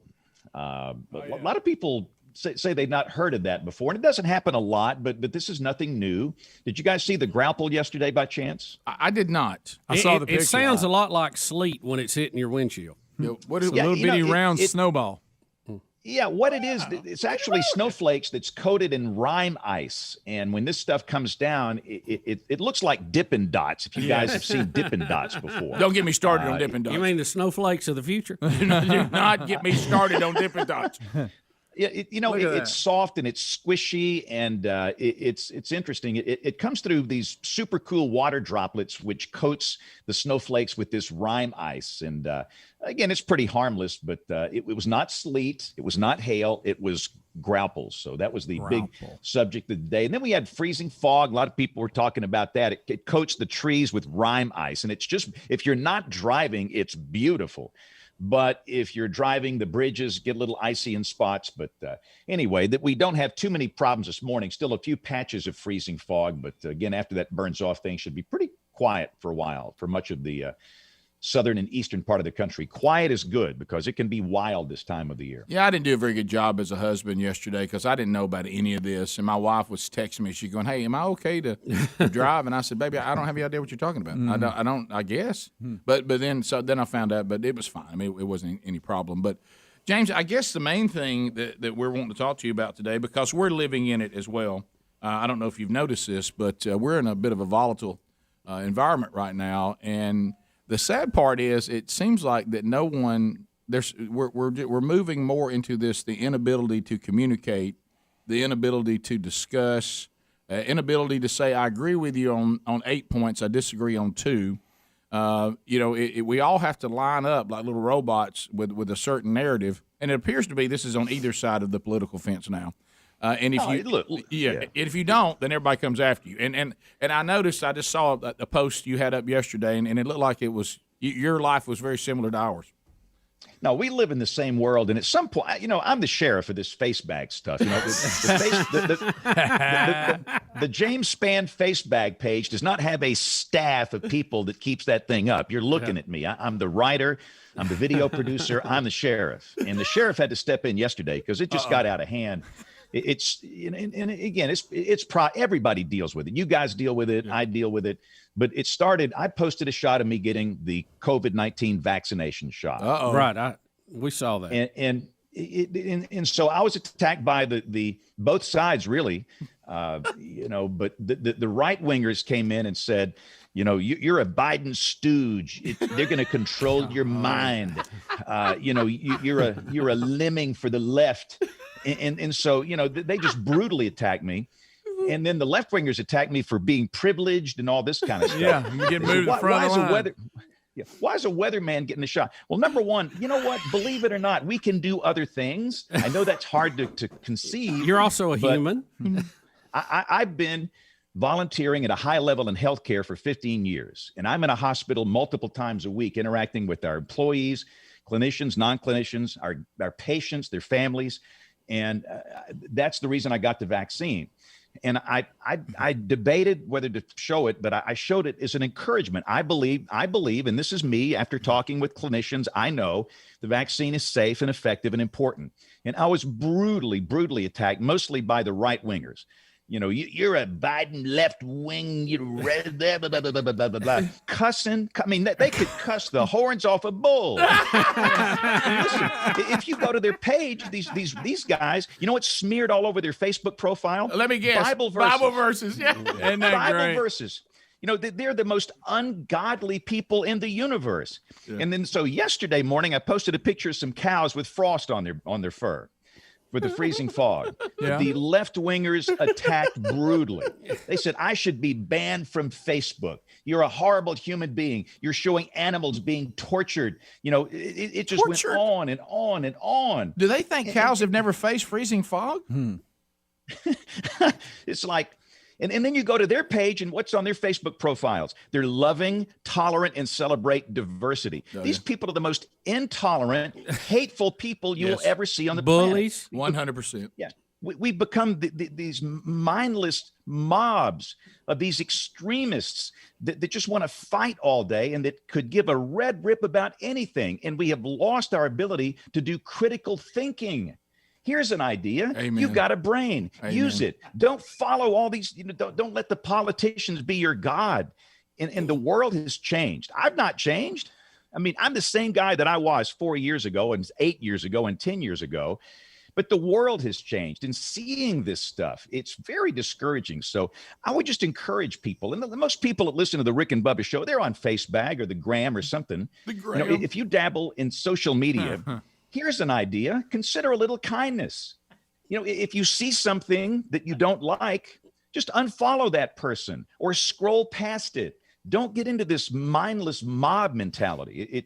Guys, it's bad. I mean, you deal with it. You've seen it. I've seen it on your page. Oh, my gosh, yeah. And what was funny is, and I'm having fun with what you're doing, the inconsistency. I had this guy the other day, and he was shredding me on Twitter. What do you call Twitter? Tweeter? The tweeter. The tweeter. Yeah. Tweeter. And of course he was of course taking issue with something spiritually he thought was inconsistent, which that's fine. And what was beautiful, almost like God gave me something. He decided he was going to go quote something out of Matthew about something happened on the show. He wanted me to explain to the whole world. And I said, well, it's interesting you're in the book of Matthew. If you go to Matthew 18, you have done exactly what Jesus said not to do. If you think that a brother or sister has offended or done something wrong, you should have come to me via email or some way privately. Then you should have brought in some other believers who would ask me about it as well if I didn't give you a satisfactory answer or a biblical answer. Then you take it before the church if I just will not deal with it and I'm in sin or whatever. I said, so you're quoting from a book that you're not following right now. And see that I mean that's you're not doing it the way the Bible said to do it. And I can't explain this, but you should have come to me privately first, and then and to his credit, he did. But you know, that's the inconsistency of the whole thing. The bottom line is we think this whole social media world is where we all converse now, and nothing could be further from the truth. Gosh, guys, that is so true. And what was it again? People. Go ahead, James. I'm sorry. Go ahead. I'm. You guys know how to punch my buttons. I mean, you guys know my how to poke me. You're trying to get me to say something that's going to get me in trouble. Well, if you don't care about cows, fine. I mean, but guys, I can post a picture of a sunset. Okay. A beautiful sunset that drives Rick crazy, but I get a lot of great sunset pictures. And, within 5 minutes on many of these posts, they're fighting about Trump and Biden and socialism and communism. That's it. What is the matter with you people? Do you have some type of psychiatric disorder here? It is the most bizarre world that we live in. And I honestly think there's a lot of people that do have critical thinking skills that are not part of these extremists, on either side. And the media is portraying the extremists as the mainstream. No, there's a lot of us that are not represented by any of these people. And that's the frustrating part. And again, so I posted my sheriff note yesterday. I finally said, all right, stop it. And I don't care if you attack me. That's fine. I have no feelings left to hurt. You can't hurt my feelings. I got nothing. That's fine. I'm numb. But here's the problem. So they come in there and they attack each other. I mean, they will brutally threaten with violence. They'll attack each other in the comments section of the Facebook stuff. And I finally said, stop it. Just stop it. If you're going to do that, just go to the Rick and Bubba page and do it over there. No, James, don't put them on us. But I'm like you. I've never understood how a video of the will of meat can lead to a political debate in all the comments. I don't know. How can that happen? But anyway, here's the deal. On that post, the sheriff post, there were like 8,000 comments, 8,000 from reasonable people that have critical thinking skills that, like me, that don't want to get involved in any of this stuff. And that's a sign that most of us are like that. That make you feel better? Please understand. It did. Yeah. It did. You come to a point where you think the whole country is a bunch of lunatics here, right. but you see that and you realize that's not true. Yeah. You're being shown the extremist on both sides, where there's a lot of us that have no voice. Nobody wants to show us because we're normal people. Right. It's like, you guys ever watch Saturday Night Wrestling? Yes. Long time ago. Oh, yeah. Georgia Championship. Gordon Soley out of Georgia. Mm-hmm. Yeah, Tojo Yamamoto, the mighty Yankee. Yeah. And what they did, that was a promotion to get everybody riled up, to get everybody divided, and they hate each other, to get them to come down to Boutwell Auditorium and pay to watch the matches. It was a setup. And it's the same thing we have in our country today. Don't fall for it. Don't fall for it. Thank you, James. Appreciate Rick, that. I think if more of us had to work as farmers, we'd be too tired to argue on a keyboard. Today, James and I will have our picture made hugging a cow. Thanks, James. Let's see, buddy. Thanks, guys. Then the meat industry will get mad at us. We'll be right back. Rick and Bubba, Rick and Bubba.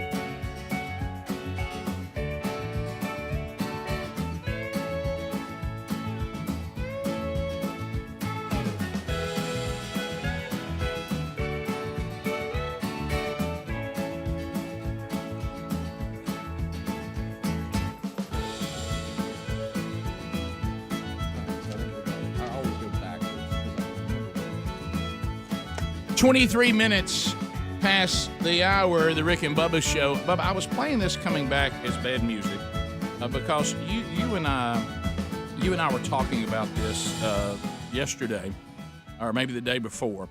You know how things happen, and you don't see it coming. I mean, it comes out of nowhere. I mean, it just comes out. It just comes out of nowhere.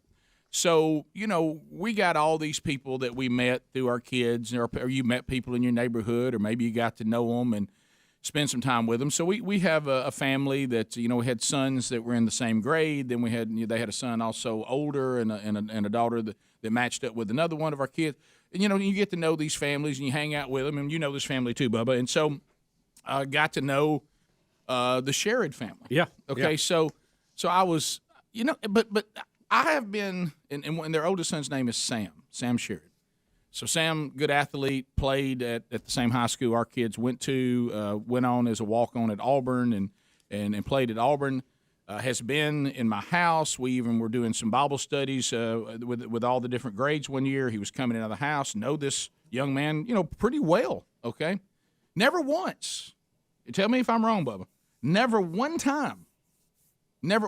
one time did Sam Sherrod ever tell me, Mr. Burgess, I like music too. I'm actually an aspiring singer and want to be maybe one day be a pop singer. And this did not come up in any conversation. I don't recall his father ever saying this to me. His mother, did his mother ever say it to you or Betty? Rick, did this ever come up? If they did, I don't recall it, and I was kind of as shocked as you were. So all of a sudden, he's gone through his football deal. He's moved on, and my wife sends me a text the other day, says, "Have you heard Sam Sherrod's new single?" And I said, "Who?" I said, "Isn't it funny? This guy's got the same name as the young man that we know, the Sherrod family. It's the same name as their oldest son.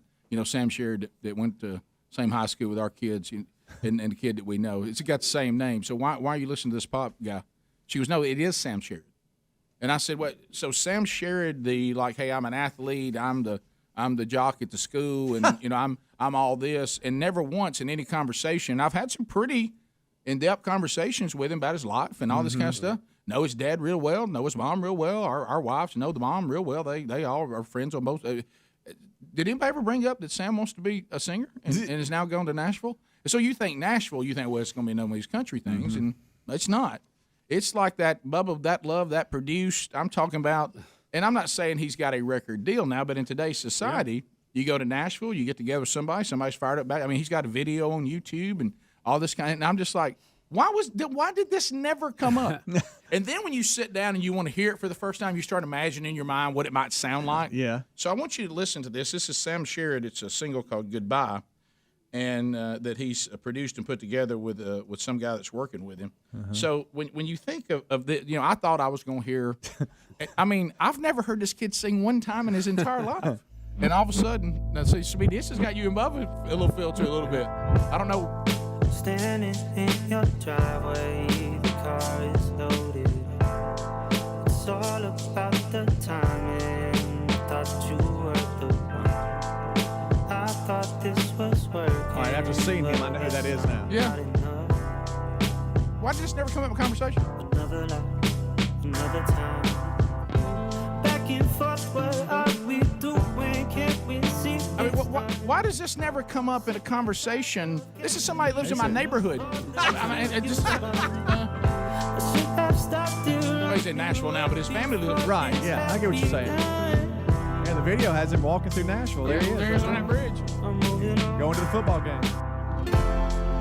Look into it deeper. Truth ain't Where did this come from? Is this weirding y'all out to hear him sing? Yes. Well, most of the time people that say play an instrument, say a guitar. Yeah. They let you know they play. Oh, yes. Because you hear them all the time. Oh, yeah. Even when you don't invite them to play, they'll play. Oh. All right, I want to know. And I had no idea. But how about that's really good? That was growing on me as it was going. It's a good song. Yeah. And the story and the fact that you don't know makes me like the guy even more. Well, to Bubba's point, and you make a great point here. Everybody I've ever been around that had an aspiring musical talent, you know it. Yeah. And I don't mean that always in a negative way. I mean, they were the not people always, but sometimes. Sometimes, yes. But they're the kind of person that somebody says, "Well, we got this so and so, and Sam will probably he can play guitar and sing for us." Or, "Hey, did you hear Sam sing at church?" Or, "Hey, Sam's a singer." Yeah. Or Sam will say, "I like to sing." I've never heard anything about Sam Sherrod singing anything. So nobody, the boys' families, nothing. Nobody ever said anything about this. Just another conversation, just another waste of time. Oh, it's got Speedy. I like this. Already got you off my mind. I said I don't need you, so don't cross the line. I'll be fine. I'll be fine. So last night, Sherry and I were like, we got in the car, and before I know it, we had it blaring, and I mean, we was in there, we was moving to it a little bit. Here I go to Apple Music. Yeah. Here I So go. anyway, it's Sam Sherrod. Goodbye is the single. Sam? And You have to spell that last name, Rick, because it's going to throw everybody off. Sherrod. Sherrod. And he's also got I think they've got a YouTube video. It looks like Sherrod, but it's Sherrod. It's Sherrod, yeah. Bubba, you know this family as well, and in some cases maybe more than. Have you ever heard about this? Ever? What's the name of that song? I don't think I ever did. If I did, I don't remember it. You Let me remember all put the it that way. tailgating and never bring it up at a tailgate? We've been on the pontoon boat. No, I don't ever Has this remember. ever come I don't up? ever remember the guitar coming out. Rick and Bubba, Rick and Bubba.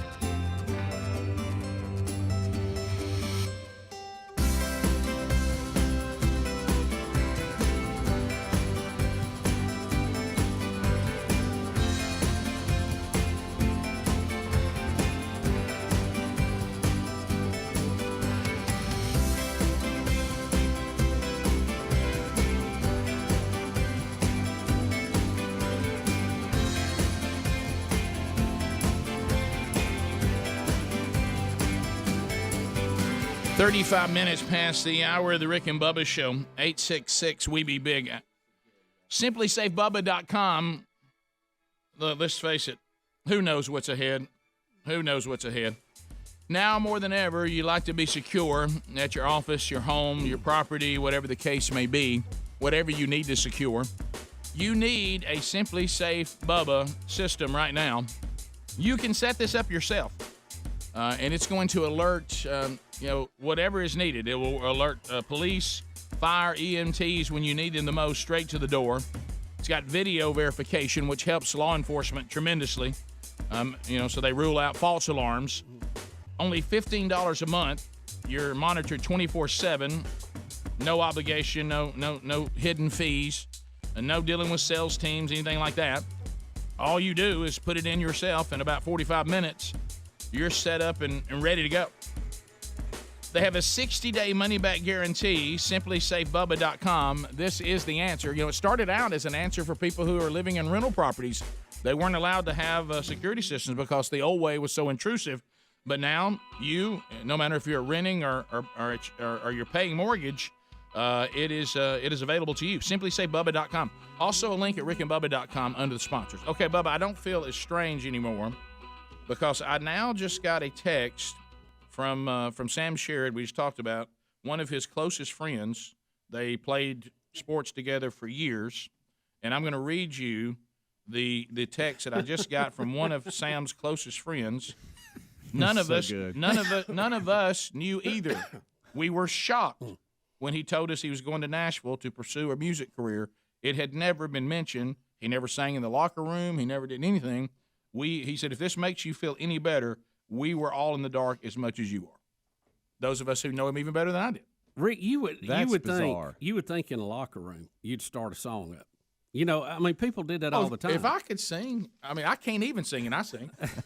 I fronted a band, couldn't even sing. Yeah, I would sing rather than talk. I'd sing everything. So it's just interesting. There was always a singer or two on any team I've been involved in, and they would fire up something. Everybody jump in, Yeah, but even to y'all's point, if let's say they're just sitting around, just a couple of them, just hanging out.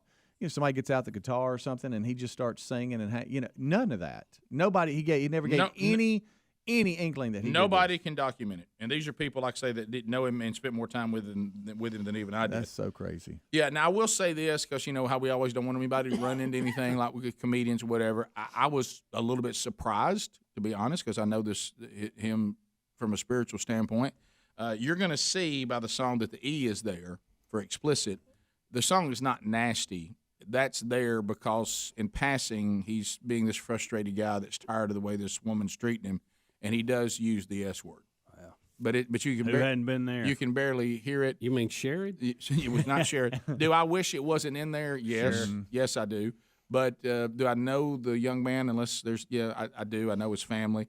I think he's trying to be artistic there, but I would have advised differently. But what I'm telling you is it's not anything. It's not a nasty song or anything like that.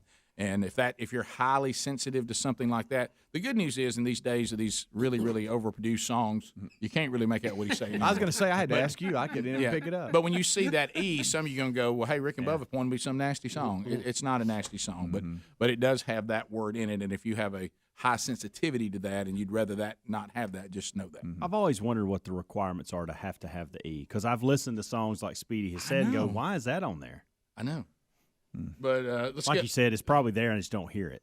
Yeah, but apparently this has been something that he's been on fire about and just didn't tell anybody about it. Good night. Well, he's very talented, and looks like he's got a good start. So you're in, aren't you, Speedy? This me? But where is this? This doesn't land exactly in your world, but it's pretty close. Oh yeah, look, I'm good with this. Yeah, not this is Speedy all day long. You will find me if you rode in the truck with me.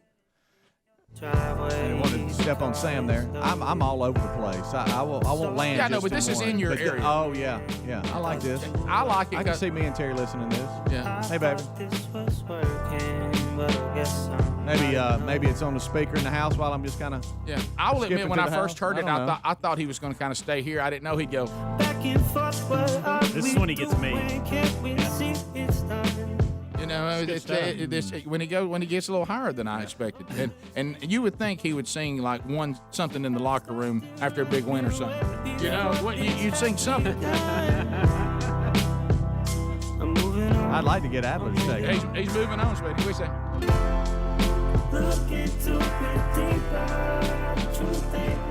So there it is. I had Eric. Welcome to the program, buddy. Go ahead.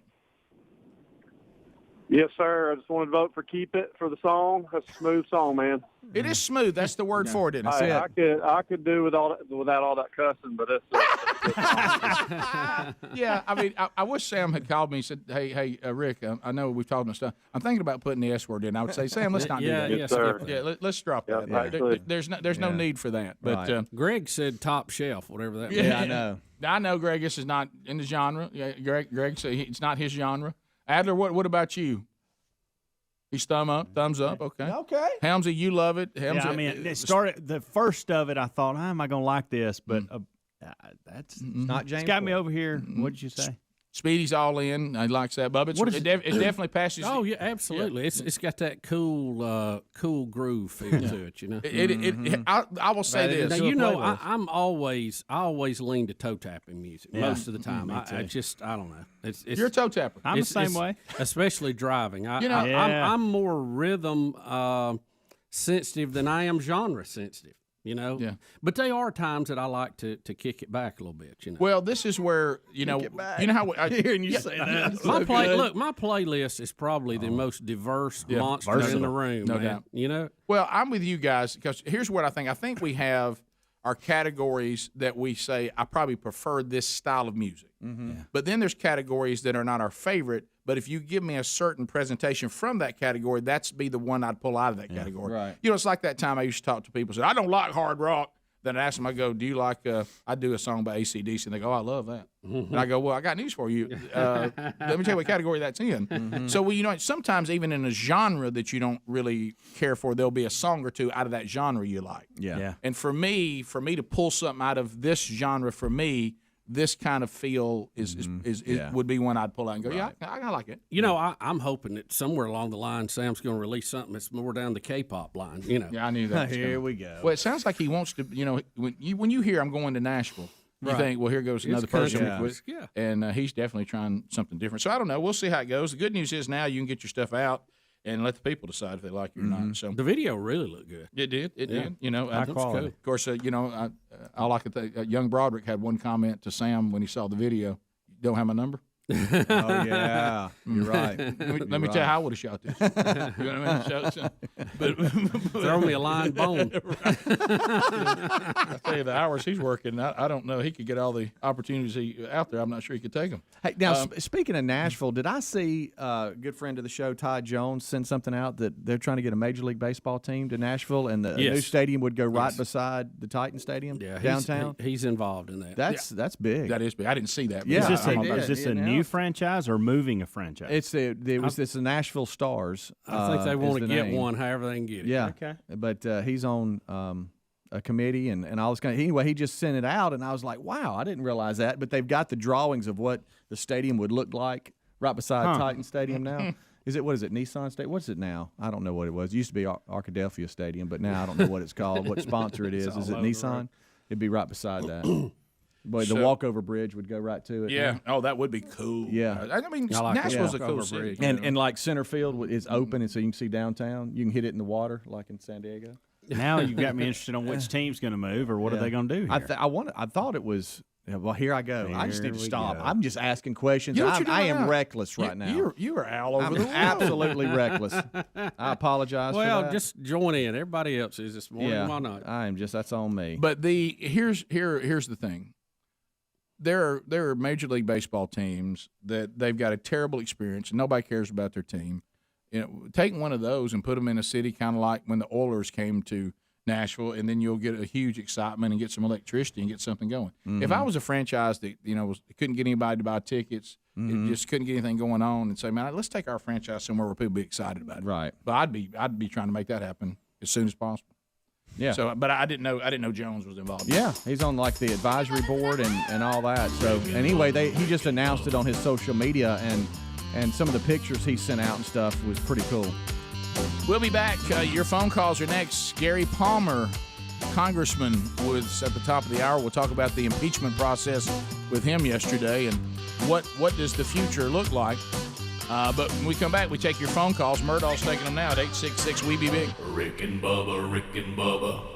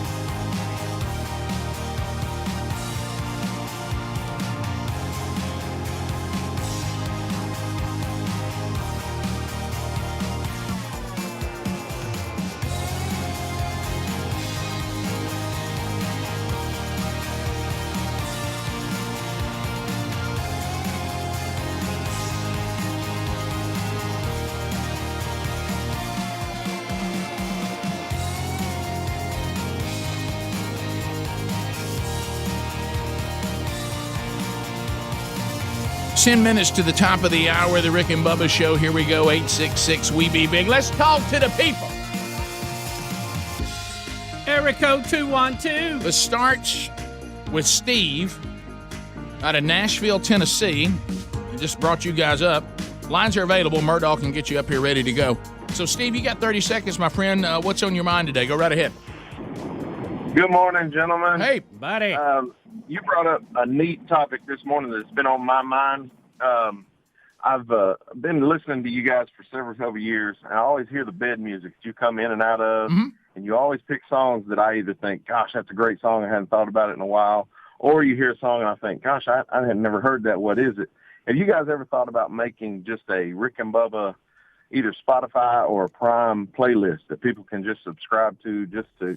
All right, so I don't know how that works. I know that Helmsy on our website under goodies, right? There is some sort of list of ask about bed music, right? Don't we put something there? Yeah, it's just under the goodies. There's actually intros. There's the bed music we play, the intros we play, the Bank Nines that some of the popular clips that you play out of the instant replay. All that's there to play and download. And if there's ever anything that you go, man, that's not added. Just send me an email and I'll get it added. That's easy. So a ton of the music that we play, bed music, you can Adler's showing you right now. You can go there and find it. And if somebody asks about it, Helms will say, Rick, what was that song? I'll tell him, he'll add it. But as far as a Spotify playlist, I don't even know how that works. How do the rights to those songs and all that stuff work? I have no idea.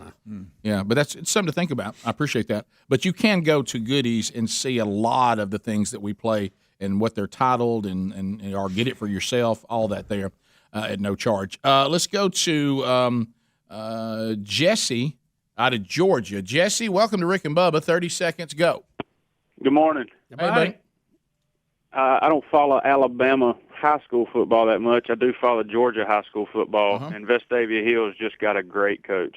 You know, I saw that today. I was not familiar with Coach Calhoun, but as you said, you are. But yeah, I know him personally. He's a great man of character, and we're sorry to lose him here. Well, you know, that's where did he come from? Calhoun. Yeah, what's the name of the name? Calhoun was his most recent. Carrollton was his most recent school. Yeah. Okay. Yeah. Georgia. Yeah, I saw that today too. And the reason why he's mentioning that, for those you don't know, Vestavia Hills is where the plaza is located. And my oldest son played for Vestavia, and we have some connections there. So that was that's why he was saying how you guys. Sean Calhoun has been announced as Vestavia Hills' new coach. He's following Buddy Anderson, the coaching legend that was there for good gracious. Been there a while. Yeah. So he was a fixture. You know what's funny about these coaching searches is we've heard every name. We've heard, hey, he wants it and he's coming from about 4 or 5 different coaches that we know from this area. This guy was never once mentioned. Yeah. No, I never heard his name mentioned, but sounds like this guy knows that they got a good coach, and I assume they did. Let's go to Chris in Florida. Chris, welcome to the Rick and Bubba Show. 30 seconds. Come on with it. Hey, how we doing? Good. Good. I don't know if y'all talked about it yet, but the bombing that happened over the Christmas break there in Nashville. Yes. You have talked about that? Have we talked about it? You know, I don't think we did. Yeah. We did a little bit, but not. When we got back, did we talk about it? I think we talked about it amongst ourselves over the break and text messages, but I don't think we talked about it on air. Yeah, that turned out to be kind of a bizarro dude that just thought 5G was going to get us, or was he one of these 5G people?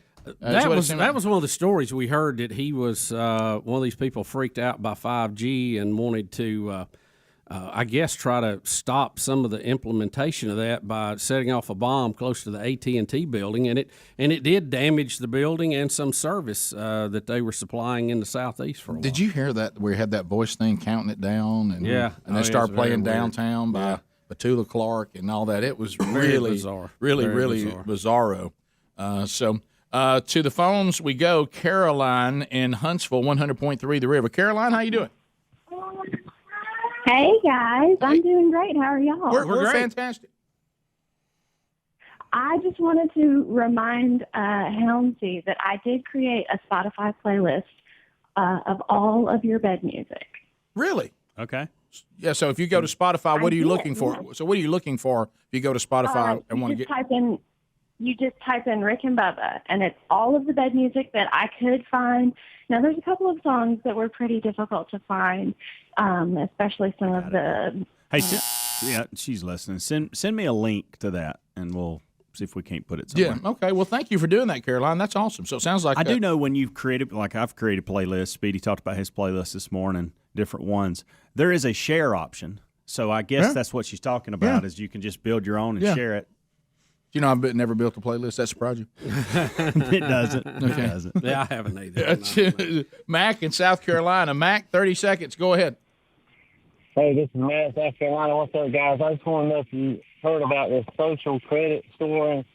I think China's doing it. I read a small article about it. I don't know if you guys have heard anything about it. I can't hear you really good. It's almost like there's a paper towel over your phone. It's okay to take your mask off on the phone. Right. Did he say that there is a social credit score? Yes. What does that mean? I don't know. All I heard was social. That's the only word I got out of it. I think what he was saying, and I've heard this, where in China, they score you. You have a number, almost like we would have a credit score on you being a good citizen, being a good commie. Okay. Got it. Being a good commie. That makes sense. Yeah. Yeah, the credit part threw me off, but what they're saying is just like a credit score, but it's the higher your score of citizenship, the more accepted you are. I think that's what he was saying. I have not heard about that, sir. I certainly have. Glenn in Birmingham. Glenn, welcome to Rick and Bubba. 30 seconds. Come on with it. Hey, how are y'all doing today? Fantastic. Hey, just wondering, I don't know why anybody would be necessarily worried about that one word in that song, considering Greg cusses more than anybody on that show anyway. You know, Bubba's trying to outdo him this year. Well, it's all, we got to go into we got our a tight definitions. race for sure. Yeah, got to look at our definitions. Yeah, I told him, I finally am interacting with Sam now, and I said I could have done without that in the song. And he said, yes, sir, I understand. He said, I was really just trying to end the song, get the point across. And I said, well, you did. But, I mean, that's it. But like I say, it's not blatant. Let's go to Clay in Illinois. Clay, welcome to Rick and Bubba. 30 seconds. Go ahead. Clay? Yeah. He sounds like Kermit the Frog. Let's go to Craig in Gardendale. Craig, welcome to Rick and Bubba. 30 seconds. Go ahead. Morning, fellas. I think I figured out something on that Nashville bombing. Okay. The guy was not a Trump supporter because they never said he was. That's true. Well, it goes back to what some people attempted yesterday to try to show me that John MacArthur's church did have COVID cases, which I'm sure they do. I mean, you whatever. And they were all these little, unnamed source, anonymous bloggers. And I said to both, and I will credit both emailers, and one of them is definitely a Democrat, and we've had conversations before. I said, do you really believe that if there was some huge spike out of John MacArthur's church that was causing problems, we would not have the headline, selfish, evil pastor kills congregation by pressuring them to come to church and has caused a major problem in the area where they're located, endangering lives everywhere? It would be wall-to-wall coverage. The fact that you can only find it where people are doing, somebody said, inside sources, someone who didn't want to be named. Mm-hmm. If that's all you got, it's back to what this caller just said. The fact they're not covering it means it's not a story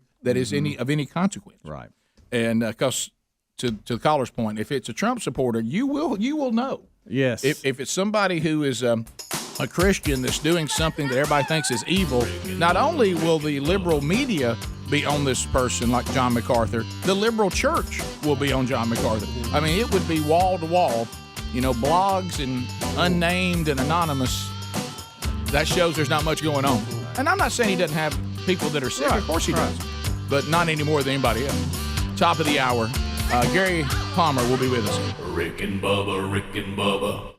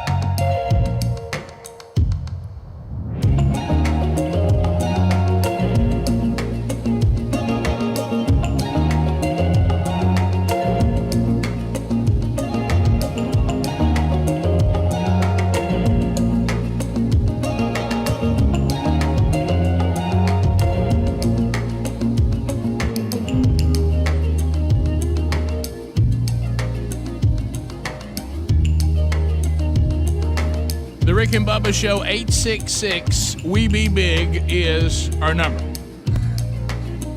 Speedy, the real Greg Burgess, Helmsy, Eddie Van Adler, we're all here. We've spun the wheel of meat today, so that is over until we spin it again next week. So that's already happened today. We've walked through a number of stories today. Laurel, Mississippi tonight. Looking forward to being with all of you at Journey Church as we kick off the men's discipleship strategy from themanchurch.com. Also, don't forget Rick and Bubba University, the podcast. Lord willing, we'll record that today. It'll be available for you coming up this weekend. Welcome back, Mr. Bill Bubba Bussey. Rick, glad to be here, and thank all of you for being part of the Rick and Bubba experience. So we are in a very, very weird time. I know a lot of you have been saying, hey, you guys hadn't talked about the impeachment yesterday and all that much, because we knew that representing Alabama's 6th district, that Congressman Gary Palmer would be returning back to the home state of Alabama, and has agreed, thankfully, graciously, to be on the show with us today. So we thought we'd talk about it with him. So Congressman, welcome back to Rick and Bubba. How are you? Good to be here. I'm good. Anything going on? You got anything going on? Boy, so trying to save the country. Yeah, well, and I think that is not hyperbole. I think that some of us, and I know we've been through bad times. You've had people say, well, we've been through bad times. What would you have thought if you'd have been during World War II, and we've got the Nazis, and we've got to try and attempt to eradicate a whole race of people? Yeah, you're right. I would have been thinking, man, this is perilous times. What would you have been doing if you'd lived in the Civil War? Yes, I would have been saying those are perilous times. The Cuban Missile Crisis. I mean, I talked to my dad. He said it was terrifying. Watch this. Didn't know what was going to happen. But I think this time, it's been a very long time in the modern era where, we all go, hey, we don't need to lose the republic. And, people say, he's exaggerating. They roll your eyes, But I think now the reality that there is a movement to take the constitutional republic and destroy it, wad it up, and then create something else is not hyperbole. It's not an exaggeration. I think people, from what we're hearing, think that is a legitimate concern.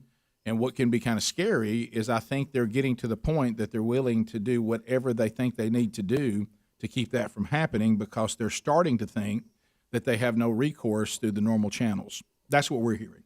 And that's what we got to kind of talk about today. Well, there are recourses that people can take, and every individual has to understand that that as a citizen of this country, which is a republic, the future literally rests in each one of our hands. And when you've got, and that's still being reported, that 35-40% of Christians are not registered to vote. When you've got people who will only vote if a name is on the ballot, in 2016, the reason President Trump got elected was there were somewhere over 8 million people who had either never voted or hadn't voted in years came out and voted for him. In 2018, those same 8 million people, that number, didn't show up. His name wasn't on the ballot, and we lost the House. We lost the majority in the House. Had those people voted, we would have still been in the majority. The Russia probe would have been a big nothing. He wouldn't have been impeached. We would have handled COVID different, and he would have been reelected. So it starts with us, every one of us. And I know I'm a member of Congress, but I'm just like anybody else. I grew up here in Northwest Alabama. I'm like anybody else. And if we want to get the country back, it's better to do it through the ballot box than by other means. Well, what if here's what we're hearing though, and I agree with you. Don't misunderstand. And we've said that. But we're basically being called communist and liberals because they're saying, but what if our vote doesn't count? What if there was a illegal, unconstitutional changing of the way we're supposed to vote, and our votes were not counted properly, and votes were counted that weren't real votes? If we can't trust the voting system, what are we supposed to do? And I'm just saying that's what we're hearing. That's a huge issue, and it will be the top priority of those of us in Congress. We were already working on it. As a matter of fact, Kevin McCarthy, on January 6th, when he was going to the floor to speak, that was part of what we were going to talk about. I'd provided him with a lot of the information that he was going to use in his speech. But let me just add this. We just lost those 2 seats, Senate seats in Georgia, because 200,000 people who voted for those 2 candidates in the general election didn't show up in the special election. Now, there were 150,000 people who voted for the Democrat candidates who didn't show up. So the difference was 50,000 votes. That would have won both of them. So it's easy to steal an election when you don't show up, okay? Or if you're not registered to vote. So let me just nerd out just a little bit here. Okay. Stand by. Should I send the nerd alert right now? You can send the nerd alert out. Okay. But I want people to understand, because there is a way to fix this, and it doesn't require Congress. No, we do need to hear this, because we need to say because everybody says, what are we supposed to do? Here is a plan. Here's a blueprint. So here's a plan. All right. First of all, there's a Congressman Mike Johnson. I've been working on this to get an opinion from the Supreme Court that clearly defines that all election law changes are to be made through the state legislatures. That's Article 2, Section 1 of the Constitution. We get that, then we put tremendous pressure on the legislatures and there's 28 state legislatures that are controlled by Republicans, both houses. That includes Michigan, Wisconsin, Pennsylvania, and Georgia. Okay. The next thing is the Pew Center, Research Center, reported that there's 24 million voter registrations that are inaccurate or inappropriate. There were 800,000 inactive voters on the voter rolls in Pennsylvania. The state of Michigan is 105% registered. 16 of their counties are over 110% registered. Guys, the average is 76%. Something's wrong with that number. That's Gary. exactly right. And here's the thing. In 1993, Democrat majorities in both houses passed the National Voter Registration Act. Bill Clinton signed it. And that law requires that every state maintain accurate voter files. That's to be done through the legislatures. So that's what we need to do. We need to work with the legislatures around the country, Democrat or Republican, but especially those Republican-controlled states, and get this fixed. And then we need to have a massive voter registration effort. And, I mean, through the churches, through whatever venue there is, we could have one right outside your studio where people can come and register to vote. But we got to get our people registered to vote and ready to turn out in 2022 and take this back. Congressman, let me ask you just some straight up questions. You can call me Gary, we're Bubba. dealing with this. Well, 30 years. All right, let's come back. Let's come back, because now we're gonna we hear what you said. We followed that, and then Bubba has some follow up questions, and I think it'll take you a minute to answer it. So I want to be sure we're not pushing it. We'll come back. Congressman Gary Palmer here, and these are the questions that you have been asking. And here we are trying to get you some answers. So let's listen and file this away. More Rick and Bubba coming up right after this. Rick and Bubba, Rick and Bubba.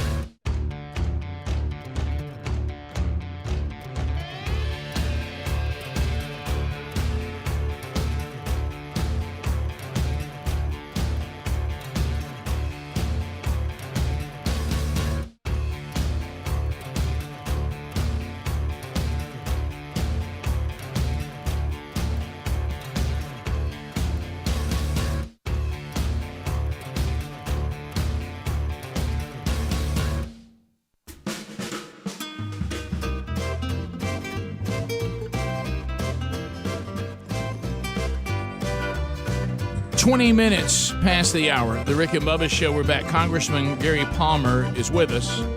So let's talk about some points, and we'll cover as much as we can as long as the congressman can stay with us. So things that have been established, and we're about to delve into some of the things that Bubba wants to ask. But one thing that we can say, and Congressman, you made this point, but you said it clearly in the break. These are just things I want, almost like you were taking notes. Write this one down. There's one sure way that your vote will never be counted, and that's if you don't vote. Exactly. Now right. that one makes a steal easy. Yeah, that's an easy steal if you're not registered and you don't vote. So there's no way that vote can count. You can stand, rant, and rave. You can go to work. You can stand down there on the loading dock and talk about how terrible this country is. But if you're not registered to vote, then your vote will never be counted. Right. So that's one thing we know that's got to get better is people who are not registered to vote need to vote. Because to not vote, we know that doesn't get counted. So, Bubba, you had some questions about, because he talked about our game plan going forward, and we talked about the biggest problem is some people say, well, I know voting's the answer, but I'm not sure voting is straight up right now, or it gets counted, and can I trust the system? And you had some questions. Well, I just want to kind of walk through it, what we're hearing, what we see.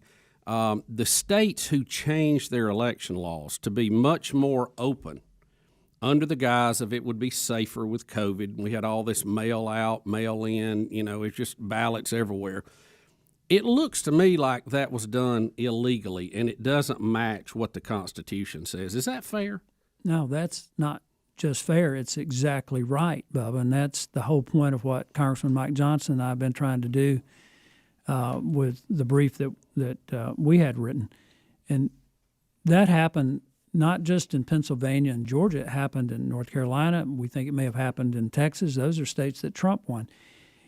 In order to have a constitutional election, any change to an election law has to be done through their state legislature. Right. The Constitution says that. The U.S. Constitution Article 1, says Section that. 4, Article 2, Section 1 lays out that the elections are to be handled, the manners and means, and the selection of the because it represents the people through the legislature. And those are the people's representatives in each state. Right. So with that being said, we saw Secretary of States change rules. We saw judges change rules. We saw this. We saw that. You saw a county election official change laws.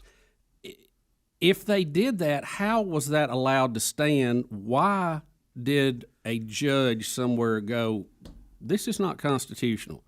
Why didn't we see that? No cases were heard. None. Why weren't they heard? Guys, I started working on this even before the election when they went to all this mail-in ballots. I sent a letter. That's when we lost the election, by the way.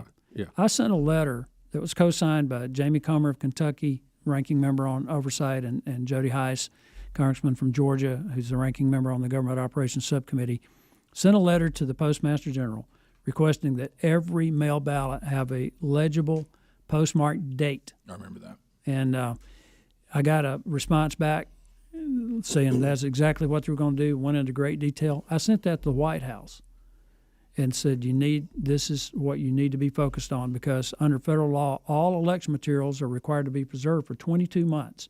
That would include the envelopes that they're mailed in, the envelope that your affidavit and your ballot's in, Right. the secret envelope, and the affidavit. Even though it's separated from your ballot, you still have all of that. So if you had hundreds of thousands or millions of envelopes that didn't have the right date on it or didn't have a postmark, then you know that whatever was in it was an invalid vote. It doesn't matter who they voted for. They didn't do that. I think the president's legal team failed miserably. They filed their case before the court with misspelled words, bad grammar, late. It was a failure across the board. And they got focused on Dominion, and you started hearing all this stuff coming out. And a lot of this was a disinformation campaign from outside forces that really led people to believe that it was all Dominion. When, in fact, it was just I think for the most part, your run-of-the-mill mismanagement of elections. And take this, there's still a congressional seat that hasn't been called, New York 22. Our candidate was leading till they found 55 ballots in a drawer. Now, I've gone through my sock drawer looking for warm socks, but I didn't find any ballots. Well, have you found any in your underwear drawer? Let me ask you this. How do ballots how are they allowed to be counted that are just found somewhere? I mean, to me, ballots are where you did the voting, right? I mean, this election in New York is going to be I'm not determined very by smart. a judge. Help me out with this. looking at contested ballots. Right. That's how it's going to be decided. And our candidate is ahead by 27 votes. Well, and let me expand on that just a little bit. So the Dominion, since you brought that up, was there widespread fraud in this election, and was it enough to change the outcome? I don't know. You have to have evidence. And I know people are going to hate on me for saying that, but what we were trying to do, and there were people here in Alabama we were working with, I sent documents to the White House at least 4 times through 2 different or 3 different channels, trying to get them to get a preservation order on the materials so you could look at it and document it. And they didn't do that. And it's very frustrating to me because you have to have evidence. And then again, the prosecutable evidence, yeah. not I said, I saw, somebody said. Yeah, and as the misinformation kept coming out, getting people riled up, it got us away from what we needed to be doing. So now I'm trying to get us back focused on what we need to do to keep, not only to keep this from happening in the future, but to get the majorities back in the House and Senate. That's how he shut down the Biden agenda. And I had a lady that I've known for years, prays for me all the time, really upset about this. And so I called her and I said, let me ask you something, because she thought our only hope is for Trump to stay in office. And I said, let me ask you something. Name one significant accomplishment of the Obama administration in his the last 6 years of his 2 terms. She said, I can't think of anything. And I said, you know why that is? Because after he won in 2008, we got the majority back in 10. I think we got the majority back in the Senate in 12, and we shut it down. That's what we've got to do to keep this country from absolutely going down the tubes.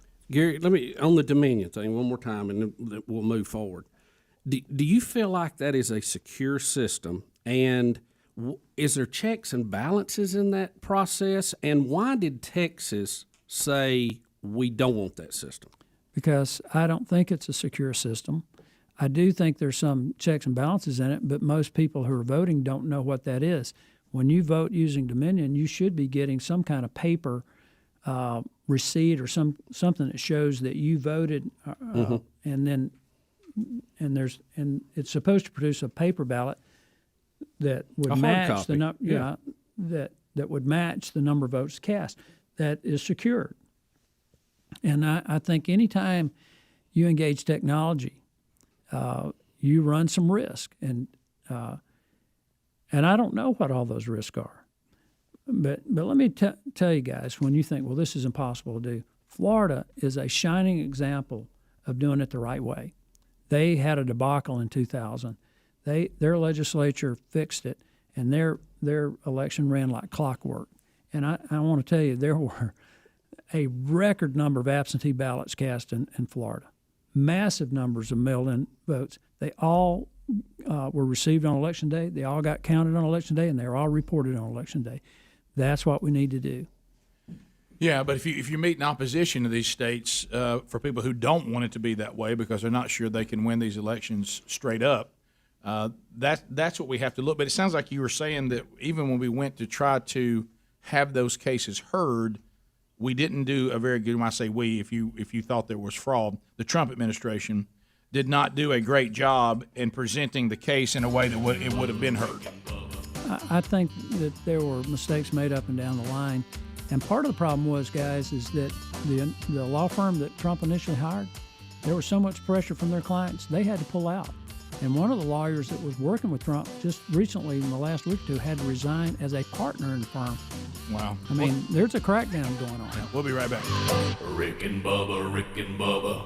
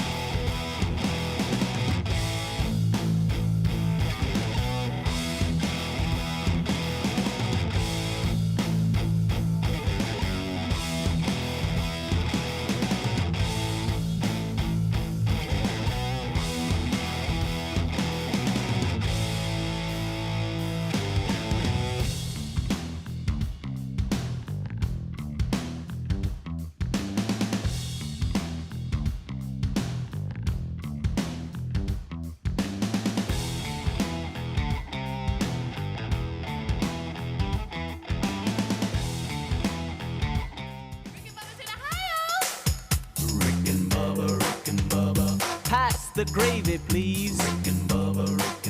35 minutes past the hour, the Rick and Bubba Show, 866-WE-BE-BIG is our number.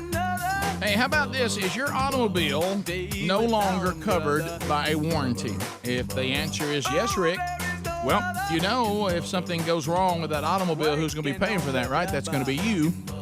Unless you might decide to go over and, no pun intended, kick the tires on carshield.com, because they offer protection plans that are available to cars that are no longer under the warranty. So, and what happens then? Well, if you're under the Car Shield and something goes wrong with that automobile, that you pick the ASE certified mechanic of your choice, and if it's covered repair, they'll pay that mechanic or that dealership directly, and you'll have a rental car always available to you that is no additional cost to you, and you also get 24/7 roadside nationwide assistance under your Car Shield plan. So why don't you look and see what's available? We'll get you another 10% off if you use the promo code Bubba at carshield.com. You can also reach them at 1-800-665-2157. The link also made available at rickandbubba.com under the sponsors. So we're talking with Congressman Gary Palmer of the state of Alabama. We've discussed voter fraud. We've discussed the election. And then yesterday, we had a wild time. We had a wild time in the House yesterday as the second impeachment as far as the House vote of President Trump. And it was just a sideshow, Congressman. It was an embarrassment. It was, I don't even know what to say about it. I didn't think we had people that batty, and I knew some of them were a little different. But it was like watching a manure matinee. It was really something. Well, I wasn't going to go where you just went, where there's another word for show, but I know I was looking for one I thought was more appropriate. But batty is not correct. I think dishonest, and deceitful. This whole thing, I think, is just a massive attempt to try to make sure Donald Trump can't run for re-election. And in an impeachment process, it's supposed to start in the Judiciary Committee. You can have joint jurisdiction. It could have been judiciary. It could have been oversight. The first time they included intel just so Adam Schiff could lead it. But this didn't go through anything. This was all done behind closed doors with no hearings, no input from Republicans, just to bring it to the floor to have that vote, and I think further incite people. This was not only disingenuous; it is just flat out dangerous and reckless. And you're watching right now, literally, as these people violate the Constitution with impunity. They violate due process. The president should have had the opportunity to have people testify on his behalf. I think that trying to bring this up in the Senate after he's left office is unprecedented. It's on full display. People need to understand now. This was not an impeachment; it was an inquisition, and just thank God that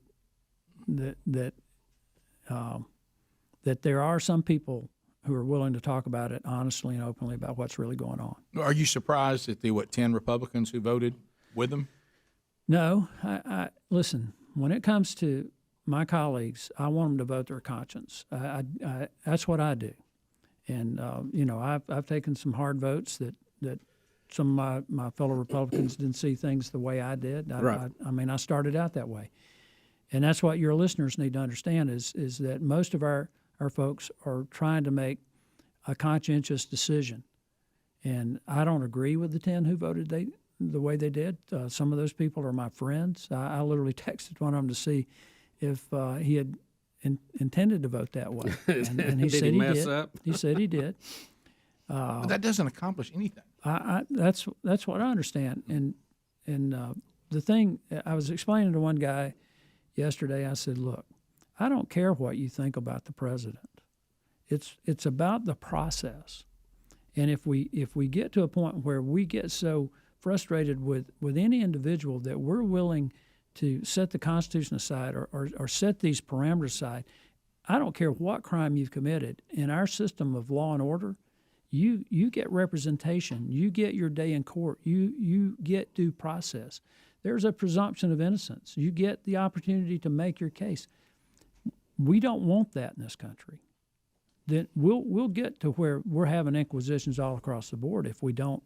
Yeah, if we you've don't opened stop Pandora's this. box because what is done to one side will be done to the other once the numbers change. That's history, Gary. We can't deny that. That's human nature. Yes, it is. Yes, it is. Let me ask you this. Mitch McConnell saying that there would be no hearing in the Senate till probably Inauguration Day. Was that a message that he's going to try to cool this down some? I hope so. I really hope that Senator McConnell will postpone this and not start this. And once President Trump is out of office, this will all die down.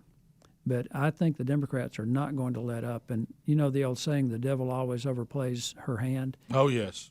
We say that all the time. I think that's what's happening. Well, let me ask you this, because the vote would be to remove him from office. If he's already removed, why do you even want to have it? Other than Can you even do that once he's out? That's never been done. If you're not wanting to just give somebody a black eye and just keep kicking somebody, which is not going to help the healing process, by the way. And it also makes him pretty ignorant of Donald Trump's personality. But it's also a failure to recognize that what leads to impeachment is an individual commits a high crime or misdemeanor. Both of those are violations of the law. Period. And the whole point, if you have a president that commits a crime, they can't be prosecuted while in office, so that's why you impeach them, you remove them, and then my concern is that there'll be some effort to charge him with a crime afterwards. And they'll just keep this stuff going. And this is what everybody needs to understand. It's also intended to divide our base. And again, the disinformation campaigns that are running out there where they want us to attack each other, their base is not big enough to win by itself. They need for us to be divided. And we've got to understand that. We've got to get through this and rally the troops for the good of the country. And it can't be about any one individual. It's got to be about the future of the country. Yeah, because the conservative cause and what we believe and what we fight for is bigger than any president, bigger than any congressman, bigger than any senator. You know, our values are what binds us together. But here's the thing.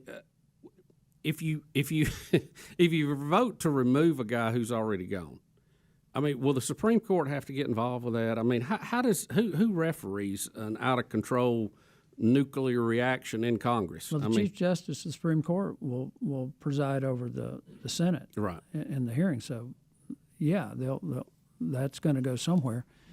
But I don't know if you're aware of other things that are going on. Are you aware that Pelosi and the Democrats rewrote the rules of the House so that we're going to be prohibited from using gender-specific pronouns? Oh, yeah. But I notice she keeps using them, though, which is odd. Well, then you understand there's a law for them, but not. Correct. Oh, I understand that completely. Yeah. So I watched that on their reaction to violence. I've watched that. You know, this is the same woman who stood behind President Trump in his State of the Union address and tore up a government document, which is illegal, which is a felony, but wasn't prosecuted. Well, again, Mike Johnson and I sent a letter to the Attorney General asking for his opinion on whether or not she committed a felony. But what I want to point out is the Democrat Majority Leader, Steny Hoyer, went to the floor the next afternoon, and said that was her exercising her First Amendment right to freedom of speech. I went to the floor right behind him, and I said, I want to point out to the gentleman from Maryland that under the rules of the House, not all speech is protected. They want to play it both ways. It's almost like they don't understand what. And if they can get away with it, they will. It's like they don't think 2 steps ahead. They just say it in the moment for an emotional response. So I guess in the future, because I heard all this, if Nancy Pelosi, even though we just showed her own either Facebook or whatever that was, that she lists herself in a gender way as a grandmother, would it be, if they get their way, for the the person from Maryland? I mean, what do you say? I mean, you say she's calling herself a mother and a grandmother right there on her own words. Is that what what would we call you? If I was, I know what I'd like to call some of them, but I wouldn't do that. Well, those things are not gender specific, so you can do that. Yeah. But Gary, do they not understand the psychology of this? That President-elect Biden is saying he wants to heal the country. Well, to heal the country, you have to step down, offer a hand. You have to move too. Everybody moves to a more neutral position and gets off of the hardline positions. That's how you heal any division, no matter what it is. I mean, in any situation. So I don't understand how they think continuing. Look, Trump's gone in 6 days now, and he'll probably leave a day early anyway. Why keep this up? If you really want to heal, why don't you step back and just let him finish, start on your agenda, move forward? But they continue to stick the fork in the other side, and it's only going to get worse, not better than what we saw at the Capitol. Do they realize that? Yeah, but they also understand that We'll be every right back. crisis is an opportunity. Rick and Bubba.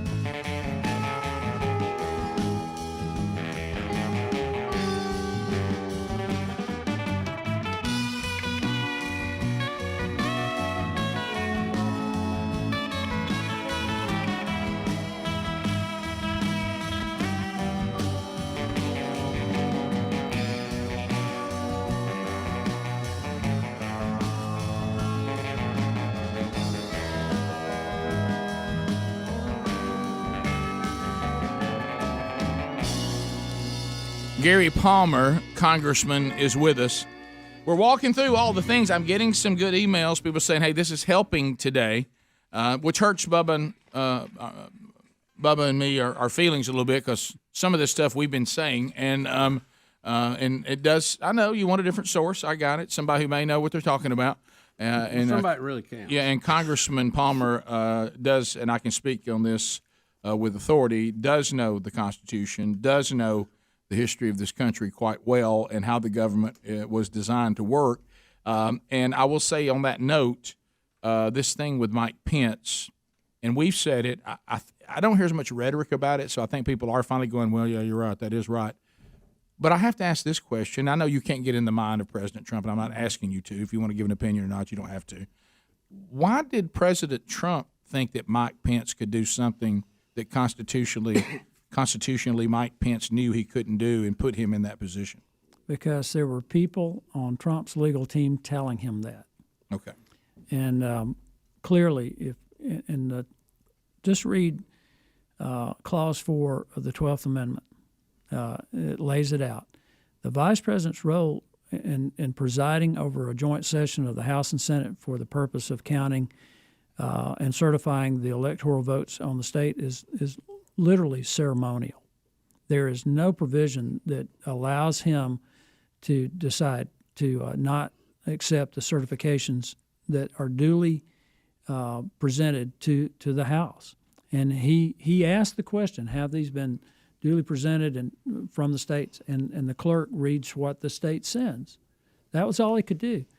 And I think that it was a mistake to lead people to believe that Mike Pence could not accept these certain number of states and throw the election into the House. That was never going to happen. And I've known Mike, the vice president, for over 25 years. And what he did that day is the truest reflection of that man's character and courage that could have ever been put on display. And I know that's going to anger some people. Well, let it anger them, because I think any disdain toward Mike Pence, and I would include the president in that as well, says more about you than it does about Mike Pence. Well, because Mike Pence could not do what was being said, and he handled himself in a way of integrity. Gary, think about this. And you've known him, like, say, 25 years. This is the point we've made. If you look at the Constitution, you have bodies, you have big numbers, you have this, you have checks and balances everywhere you go. I think it would be a little inconsistent with the framers to set all this up so a sitting vice president could throw the whole election out.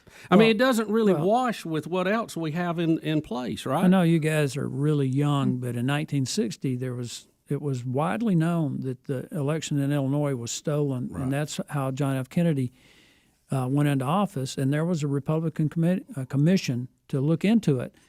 But when they came time to count those electoral votes, the Vice President of the United States did not take any action to decertify anybody, and that was Richard Nixon, who was the guy that Kennedy beat.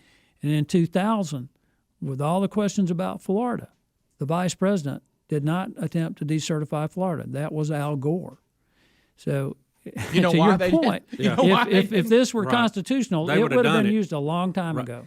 It's just I don't know. It's just crazy. There's so many things that seem to be in conflict, but I feel very certain that he didn't have that authority. He didn't have that authority. So 5 minutes. The American people are listening. The conservatives and the Republicans are listening. What needs to happen now? We need to come together, guys. There are, on our side of the aisle anyway, it's full of people who are there for the right reason, who love the country, who love liberty more than power. And we've just got to have our base to come together. And if you've not registered to vote, please go out and register to vote. Don't believe the wild, crazy stuff that's coming through social media. Work with us and help us to get our country back on the right track. We can do this, guys. I think the churches have got to engage because there's so much on the line for the future. And I promise you guys, and you've known me a long time. I've known y'all a long time. Mm-hmm. I'm going to do everything that I can to make sure that we get on the right track, and I'm going to do it the right way. Do you think their concerns about voter fraud will be addressed at some point? You said why there's some cases that are going to be heard, right? There's still 2 cases before the court that involve Pennsylvania, but I do think there's a way forward to fix this, and it's going to require. I think a lot of what needs to be done from the bottom up, not the top down. But a lot of the tension that you're seeing right now has been building over the years because there was more and more concern about the integrity of our elections and the disenfranchisement, particularly of conservatives. We've got to reverse that, and we can. And all I'm asking is for people to give us a chance. It reminds me of 1776, and everybody remembers that as the year of the Declaration of Independence, but it was also the year we came the closest to losing the country. And you have Washington, who's lost half his army, and he's lost every battle, got desertions by the dozens every night. Can you imagine what went through the minds of his soldiers when they were told on Christmas Day to gather on the frozen banks of the Delaware River at midnight on Christmas and told we're going to cross back over and attack the Hessians?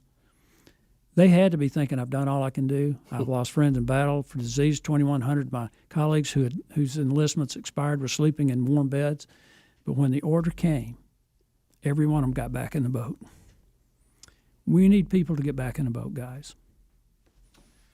Congressman Gary Palmer, thanks for taking time to be with us, especially since you had to come back from that yesterday. Have you got a little more time? I still want to cover this censorship issue. We don't have it right here. The censorship issue. Okay. Do you have time? Yeah. How we look? Okay. One more second. Yeah, I didn't know whether you needed to leave or not. Okay. We're certainly fine. We have another live hour to do.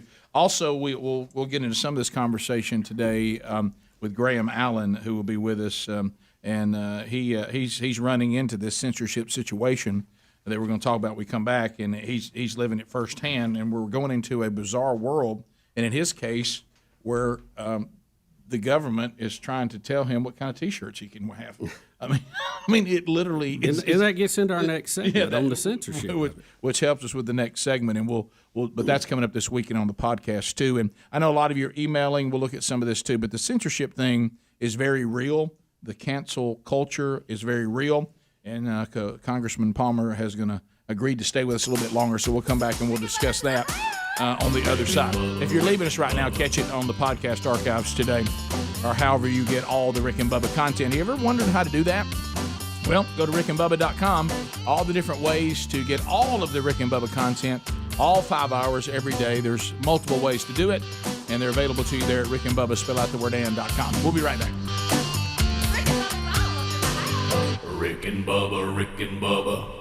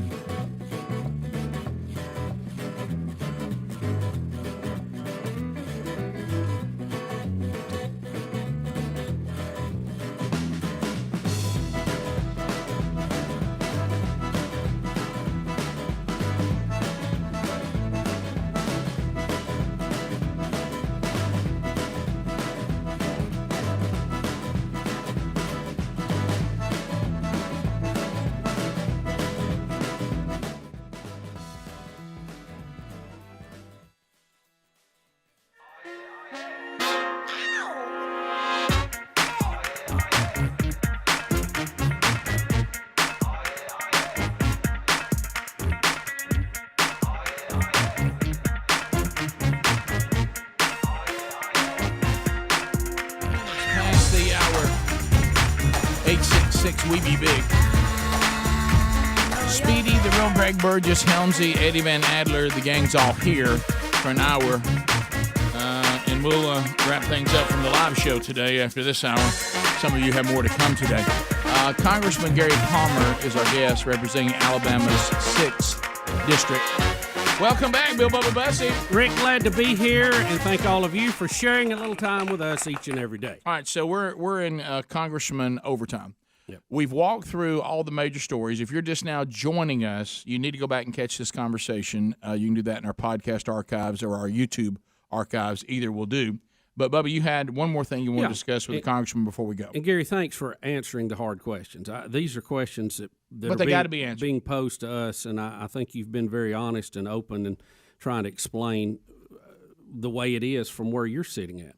Censorship. I think a lot of this is being lost in what's going on politically.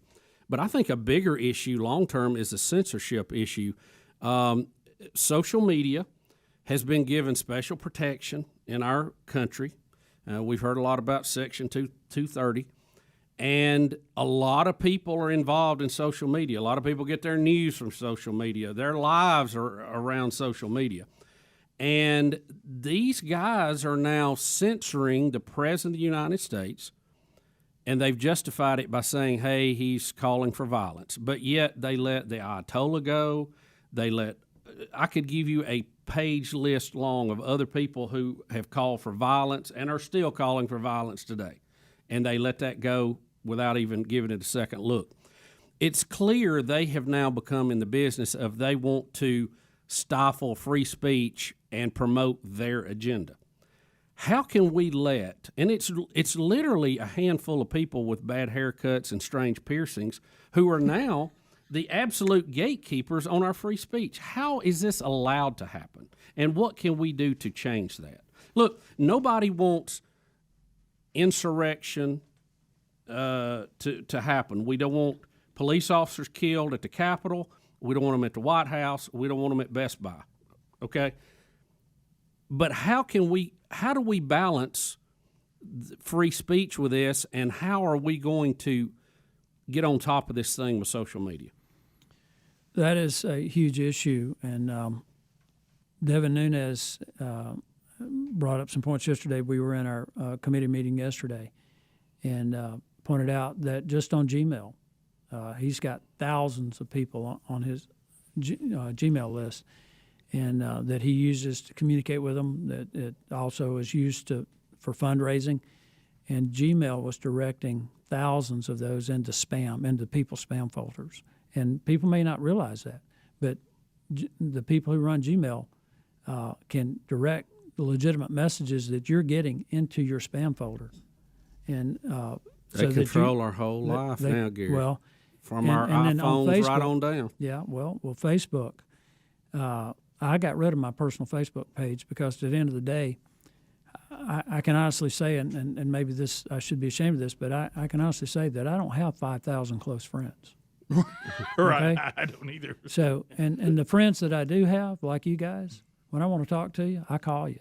Right. All right. Yeah. Because we're friends. Right. And some of the stuff that's going back is again done by bots, Russian bots, Chinese, just to gin up anger with people. Hate and discontent, I call it. H&D. But what's going on now is they're shutting down these platforms because we've become addicted to it. But as I reminded some of my colleagues, there are other ways to communicate, and we may have to go back to that. One of the things that I think we've got to protect is talk radio, and we can't let corporate decisions dictate what you guys can or cannot say. So we got to figure out a way to protect that. And you mentioned the fairness doctrine. I think you said it off the air. You may have said it on the air. We got to make sure that doesn't get imposed on people, because it'll not only affect your political speech, it'll affect what you say in context of your faith. We saw that. They tried to do that to Rush Limbaugh. You remember that? Oh, yeah. What, 20 years ago? Yep. So yeah, there's nothing fairness about the fairness doctrine. Well, Limbaugh made the great statement when his show first started picking up momentum. He says, "What are you talking about, equal time?" He goes, "I am equal time." Yeah. There's never been a conservative voice allowed. I am equal time. Yeah. And so we've got to be aware of that, and we're at one of the most perilous times in our country's history. I mean, it's right out of George Orwell's 1984.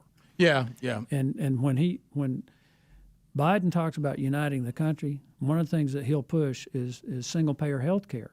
Well, we got to get everybody. Now, the government will make decisions about your health care. Of course they will. They handle that's the the kind of decisions they got stuff so well. that they think is a way to that they'll tell you is a way to unite the country. But what it really is, it's all about power, guys. It's not about liberty. It's not about what's best for the future of the country. It's about grabbing power and consolidating power. And we're seeing it played out right now on the floor of the House with their speech code. There's magnetometers now that we have to go through as members of Congress to get on the floor. Metal detectors. But, Gary, back to the big tech, how do we make a difference in this? Because I hear that there's even some support on the Democratic side to get a hold of these guys. Look, we broke up AT&T one time because they had a monopoly. And it was difficult for a while, but it actually was good for the consumer long term through innovation and competition. But what are you going to do to these guys? What are you going to do to Dorsey? What are you going to do to Facebook? How do we address the fact they have a stranglehold and they are deciding who gets to talk and who doesn't? Or just the 230 thing. That would solve a lot of it. That's part of it, but there's another part here too. Parler was a multi-billion-dollar company. I mean, it sprang up in a short amount of time because there's a huge demand for it. Yeah. 20 million people already using Parler, and they shut them down. Apple will no longer allow you to buy that through their app store. Amazon having their servers is what was the death blow. Yeah. I mean, they could theoretically have their own web page and sell their own app or push it, but when the host can cut you off, and Gary, here's something that hasn't happened. I brought it up on the show. The people who run the switches on the internet, Cisco, the DNS servers, they can shut you down. That's right. And they can shut you down in a bigger way than the host can, because it doesn't matter who's hosting or not if you can't get to them. Well, all these people you just mentioned, they used inciting violence to do nothing but take away a competitor. That's all it was. Well, it had nothing to do with protecting anything. Because violence has been incited all summer long, whether you're behind the calls or not. The facts are we had a very violent summer, okay? And social media not only allowed it, was stirring it up in many cases. Well, based on the messages that some of my colleagues and I are getting and phone calls, apparently they haven't gotten the message that you really shouldn't be inciting anybody. Right. They're not getting shut down. And they took out a competitor and they used it as an excuse. Yeah. And so we've got to find a way, and I think we will. Yeah. Well, here's the thing. Look, we believe in free enterprise. We believe in capitalism, but there is an enemy to that, and that is a monopoly that does not allow free competition, and that's what we have now in the server business. It's what we have. You don't let one company own all the radio stations or TV. You go market to market, and you're sure that there is at least a diversity to a certain number, and that's always debated and argued, that there's multiple ways for you to get news and talk and information, and it's regulated that way. I don't know why in the world we're not doing that to these guys, because they have a stranglehold on our country right now. They're more powerful than you guys are, Gary. I know. And there's only about 4 of them, and I'm not going to give my description of them anymore because they are not reflective of all of us. And you want to see what the future could look like. Look at what they've done in China and how they work with the Chinese government to basically deny human rights to the people of China. And Google, all of these guys have worked with the Chinese. They have no conscience about this. But one of the things, again, I'm going to go back to this, and some of your callers said, they don't trust us. But we have got to get the majorities back in the House and Senate to deal with this. We have no voice in the minority. And we've also got to start thinking about what products we buy. If there's an alternative market like Parler, when the alternative's up there, I mean, it. Well, we were all headed there, and they took it away. Yeah, I mean, we all were moving over there. But just how you buy your products, we may have to go back to brick and mortar. Rick Well, I hope they can get me the book I'm looking for in 20 seconds. Yes. We got some hills to climb. We do. But, Gary, thank you for taking time Yeah. to answer what I think are tough and demanding questions and not sidestepping those. I appreciate your insight. Thank you, man. Thanks, guys. Appreciate you very much. We'll be back 16 minutes past. More of the Rick and Bubba Show coming up right after this. Rick and Bubba, Rick and Bubba.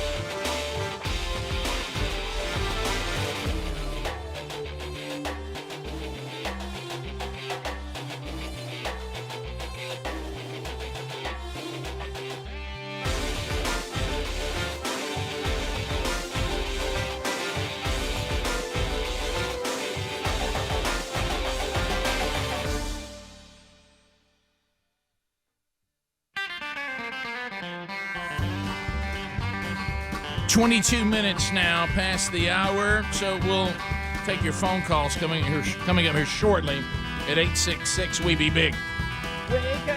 You're waiting on the world to change. We'll keep unpacking this today. Graham Allen, he's the founder of 912 United. He's host of America 316. Author of America 316, and host of Dear America podcast. He's also a Turning Point USA contributor. We'll talk to him. Bubba has been touched by the big tech censorship we just talked about. As a guy trying to say, hey, this is how I make my living. This is the things that I hold dear, and this is how I see the world. You know, kind of like the founders wanted America to be set up, right? That you could go and say what you wanted to say. He's been touched by that, and we'll talk to him about the Capitol riots too, and his thoughts on that, and what's going on. So I guess looking back, we spent over an hour with Congressman Palmer, and really trying to talk to somebody that's in the middle of all this about what's going on, what are we misunderstanding, what's the plan for the future, and we try to cover all that for you. And if you have any comments on that, or you really can bring up any topic, we'll talk to you when we come back at 866-WE-BE-BIG. But Bubba, when Congressman Palmer left, he just did, and you are feeling about the same, a little better, even worse. Where did that leave you? Well, Rick, I always feel like for every mystery there's an answer out there somewhere, and I think he shed some light because Gary's a smart guy. Like he said, we've known him 25 years or longer. He is a stand-up, honest man. You may disagree with some position or some vote, but I'll tell you this. Every vote he makes is out of the highest conscience level, and he's a man of impeccable character. And I believe what he says, and I believe he's telling us what he believes to be the truth to the best of his knowledge. And some people don't want to hear it.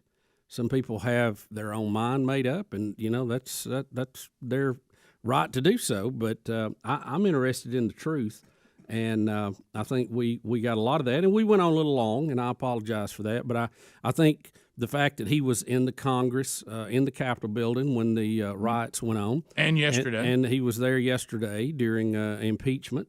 That we needed to hear from him, and we needed to hear from him on several topics. And honestly, we could have gone another hour.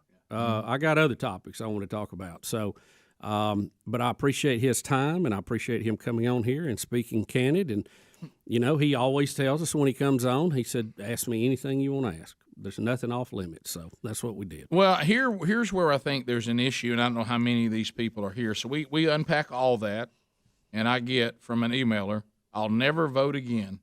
Don't trust Republicans anymore either. I've gotten to the point where I don't trust any of them. So then I asked, when was the last time, honestly, do you vote often? I have voted every single time since I was 18 years old. I'm 41, and I voted in almost every local election as well. I'm just fed up with it. Well, that's his right not to vote. It is. But I don't is. know where that's going to help. I don't know what he's saying he doesn't trust, based on what Gary Palmer said today. What did he say that you don't believe is accurate? Well, and I think, do you want to deal with this today? You got a pretty good day ahead. Well, I think this goes back to the cult of personality. You remember I made got some people upset, and that's never been my nature to do that. Right, not you. When I would talk about the Trump trance, that you're not allowed to say anything negative or disagree with how the handling of anything by Donald Trump or the Trump folks in the Trump trance they'll come after you because he's all perfect, all the answer to everything and the greatest thing we've ever seen. And see, our personality is, we can't help it. The cult of personality is real. It's always been real with human beings. And we go from, here's somebody that is my preferred candidate, to this person is now becoming what I'm all obsessed with. This person, not the party, not the principles, not my view on taxes, not my view on business, not my view on the military. This person has now become all-encompassing to me. So then if anybody opposes him, or they didn't do what I thought they should have done to save him, then that move makes me done with the party, and I don't think they're any better than the other party, even though the tenets of the both parties have changed to some degree. Look, I've said openly that I believe that the modern-day Republican Party is just a little more conservative version of too much government as well. Right. But I'll take it over the left. Yeah. Because the left is to the point of taking the Constitution, wadding it up, and throwing it away. I don't think we have any true constitutionalists anymore, but we have some that are closer than others, and that's the choices I have. I know what the far left's going to do. There's no hope for me there. I can't get on that train. It just can't happen. And then you make the corrections. And he said there's some things that we're going. But see, the point I'm talking about, it is okay and it is right, okay, to say that Donald Trump and whoever gave him the information mishandled the Mike Pence thing. And he angered a lot of people, and he was wrong because he didn't have the constitutional information correct. And Donald Trump and whoever told him to say that and told him that the vice president could do something that he couldn't do, they were wrong. When Donald Trump trashed Pence and said he could have done something and he wouldn't do it, he was wrong. Now, I haven't seen that apology to Vice President Pence yet. Maybe it's there and I missed it. But if someone says, well, the president was wrong about that and he put Pence in a bad situation, well, that's just true. That doesn't mean that you're anti-Trump or you wouldn't vote for him or you didn't think he did a good job. He messed that up. Well, you guys, if we're not allowed to say those things, you're no better than the left. Mm-hmm. You're just a council. You're a Trump council culture, and I just don't do that. I don't. That's not the way I'm going to live. Well, think about this too. We all are imperfect people. We live in a fallen society.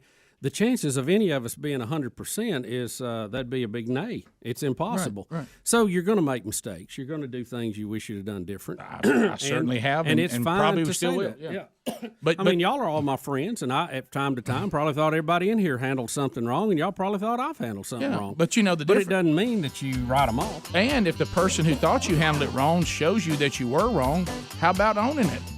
You know or what? Just say we disagree. Yeah, but I mean, if they show what you said was wrong, the vice president can't do what you said he could do. That's your opinion thing. That's a constitutional fact. Phone calls are next. Rick and Bubba, Rick and Bubba.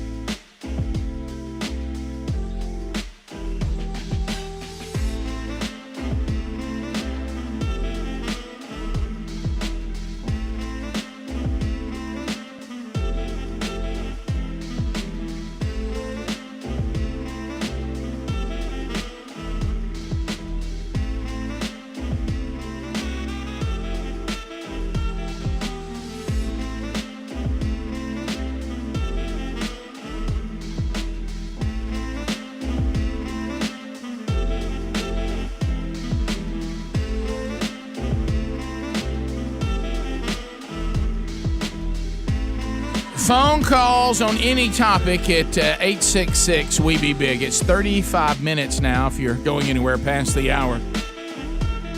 HelloFresh.com. More than 23 weekly recipes. Now, I want you to think about this, especially until we get to the other side of this COVID pandemic. You're trying to minimize, how many times you go out into the mob out there and into the masked world. And you're thinking, I'll tell you, what if I had my meals just delivered right here to the door? So that cuts down on the grocery shopping. Also, if you look at the prices, you're going to cut that grocery bill by about 40%. And then the meals come in. I'm still preparing them. I get to try different recipes or find the ones I like and just keep getting those and rotate them around, tell them how many I need every week. Individual bags come to my door. Inside are all the ingredients I need for the recipe and the recipe to do it. And then I get it on the table in about 20 minutes, and we're all eating and we're returning to the dinner table. But at the same time, it's all coming to my home. I'm also preparing delicious food. This almost sounds too good to be true, but it's not. It's available to you right now at HelloFresh.com, and many of you are doing this. Boy, have they done well this year. America's #1 meal kit. Now, we're going to get you for a limited time. If you go there, we're going to get you 10 free meals, plus you're going to get free shipping at HelloFresh.com when you use the promo code of our old buddy over here, Bubba, during the big New Year sale. 10 free meals plus free shipping. You just simply go to HelloFresh.com, use the code Bubba, or you can find the link at rickandbubba.com under the sponsors. To the phones we go. Kurt is in Waynesboro, Mississippi. Kurt, go ahead. Welcome to Rick and Bubba. Good morning, guys. Look, to say that you're not going to vote because the game's not being played fairly, you can't do that. Right. Men have to step up and be men. Mm-hmm. And when things are not going right, you can't just hand the keys over to the opposition and say, hey, here you go, or pick up your toys and go home because you don't like the outcome. You have to get involved, and in some type of way, that inner man has to come about and just say, hey, we've got to make a change. I want to be part of that change. That strength, that inner strength has to come from somewhere, and it comes from the Lord. I mean, gee whiz. Yeah, well, don't just give up. Yeah, well, one thing I have to admit, talking to Congressman Palmer, that I really was not well informed on. He said, yes, voter fraud is out there. He believes it was out there. He also said why some of the cases weren't heard, and that's kind of on the legal team for not getting the job done very well. But he also brought up kind of an inconvenient truth. He said there was voter fraud in states that Trump won too. Yeah. So that's not like that automatically kept you from being able to win. How much of it they were able to do. There was voter fraud in North Carolina. He won that. There was in Texas. He won that. So it wasn't like an automatic if there's voter fraud, Trump had no chance based on those two states. But now that we still got to fix it. Don't misunderstand me. I don't want to interrupt this phone troll with it. Maybe we'll do it next segment. I want to just propose some critical thinking to you if I was a communist, okay? If I was a communist. Is that going to be the title of it? If I was a communist. If I was a communist. Right. Yeah, that's going to be the name of it. Oh, wow. Right, let's go to Richard in Alabama. Richard, welcome to the Rick and Bubba Show. How are you? Doing good, fellas. Hey, thanks for the call, buddy. Yeah. All right, go ahead. I turned 30 in December these past 2 weeks. I've probably watched the news and kept up with politics most I've done in my life. Yeah. And yesterday I actually ended up watching the whole session on the impeachment. And buddy, Matt Gaetz' speech he gave, that gets you fired up right there, guys. Yeah, we got it right here. Can everybody say his name right? How do you say this guy's name? I say it's Gaetz. Is it Gaetz? I've heard it say I said Gaetz. Gaetz. Gaetz. Is Maybe that we should it? ask Gary. Helmsley says Gaetz. It's not spelled that way. Here it is. Here's his speech on the floor yesterday. It was good. The speaker said to us just moments ago, words matter. But apparently those words don't matter when they're uttered by Democrats. When the gentlelady from Massachusetts calls for unrest in the streets. When the gentlelady from California brazenly brags that she called for people to get in the faces of those who serve and support the president. I denounced political violence from all ends of the spectrum, but make no mistake, the left in America has incited far more political violence than the right. For months, our cities burned, police stations burned, our businesses were shattered, and they said nothing. Or they cheerled for it, and they fundraised for it, and they allowed it to happen in the greatest country in the world. Now, some have cited the metaphor that the president lit the flame. Well, they lit actual flames, actual fires, and we Time put them out. expired. There will be order in the House. I yield back. Time. Now that was that. Some of them didn't like it. But The dadgum mask just makes There's it your hard firebrand. to, I know, it gets all to be crooked. sharp when you're trying to Can't make a you point. take it off when you're giving a Yes, speech? Nobody's standing right in front of you. No. No, it's fine when you get. Super spreader. No. All he has to do is sit down, say he's eating, and take it off. That's true. Absolutely. Sit behind the table and get like an appetizer in front of him. That's so good. My favorite. Throw you some cheese fries down there, and I guess You can take it right You give off. your speech while you're eating. Mary, Mary, why you bugging? Mary in Gardendale, listen to ZZK. Go ahead. And good morning, guys. Hey, Mary. I just have a brief comment.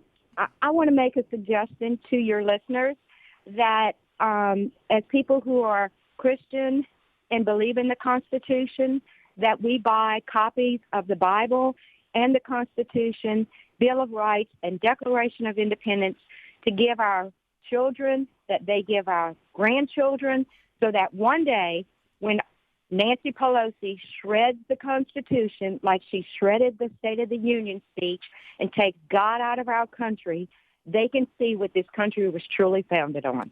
Well, you need to know your Constitution, and we, of course, believe you need to know the Bible. And assuming that your children are just going to know that somewhere else is a huge mistake. There's no doubt about that. Let's continue with Derek out of Huntsville, 100.3 The River. Derek, go ahead. What's up, guys? You, Derek. All right. Rick, I was just going to follow up on your comment on the cult of personality. I work in ministry as a pastor, and it strikes me that a lot of what we're dealing with today, too, is just what the Bible calls idols, Mm-hmm.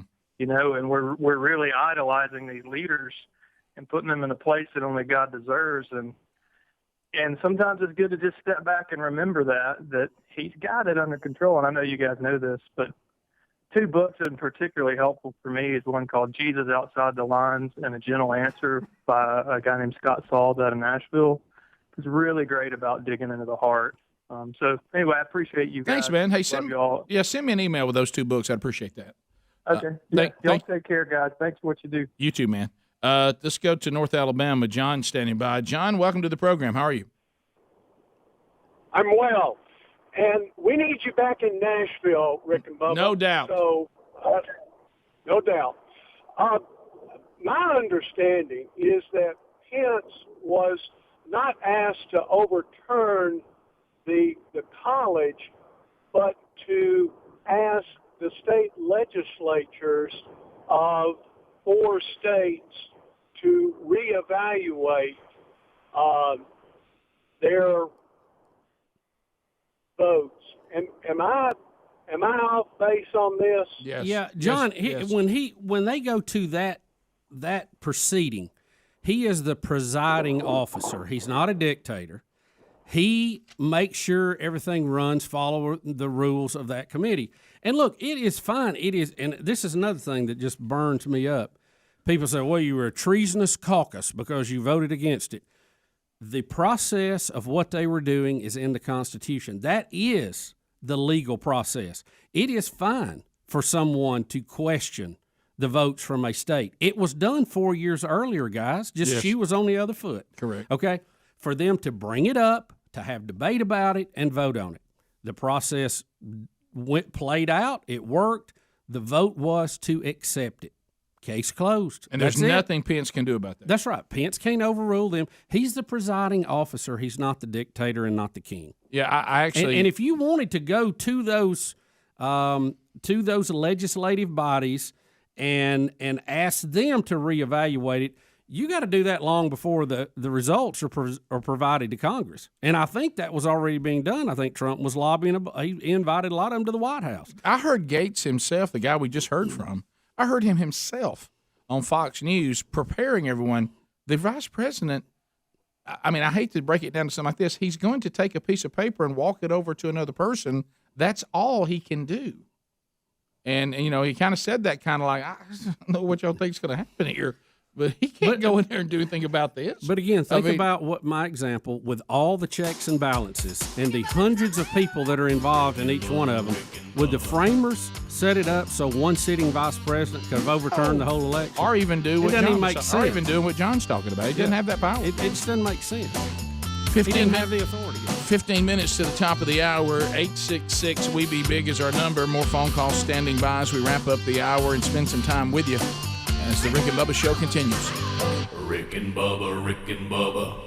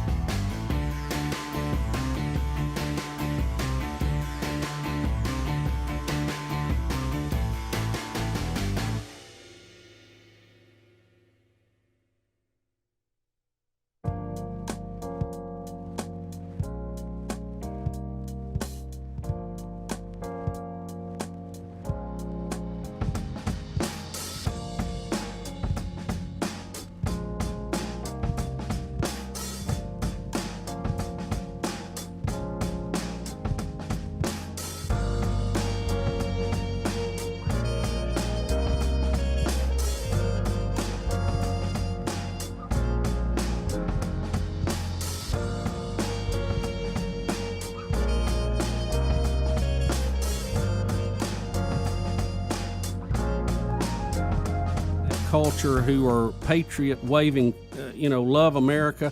And they said, look, what the Chinese want, they know they're not going to take over America. They're not going to destroy America. I mean, what are you going to have 300 million people that won't do anything? Who wants that? Right. So, but what they do want is they want us so that we cannot stop them from doing what they want to do around the globe militarily. They want us to be taken out of the game, or they want us busy with other things so we can't slow down their influence in the Middle East and in the Pacific and everywhere else, okay? So how do you do that? Well, you get us fighting among ourselves. You get us fighting among ourselves. You run our national debt up.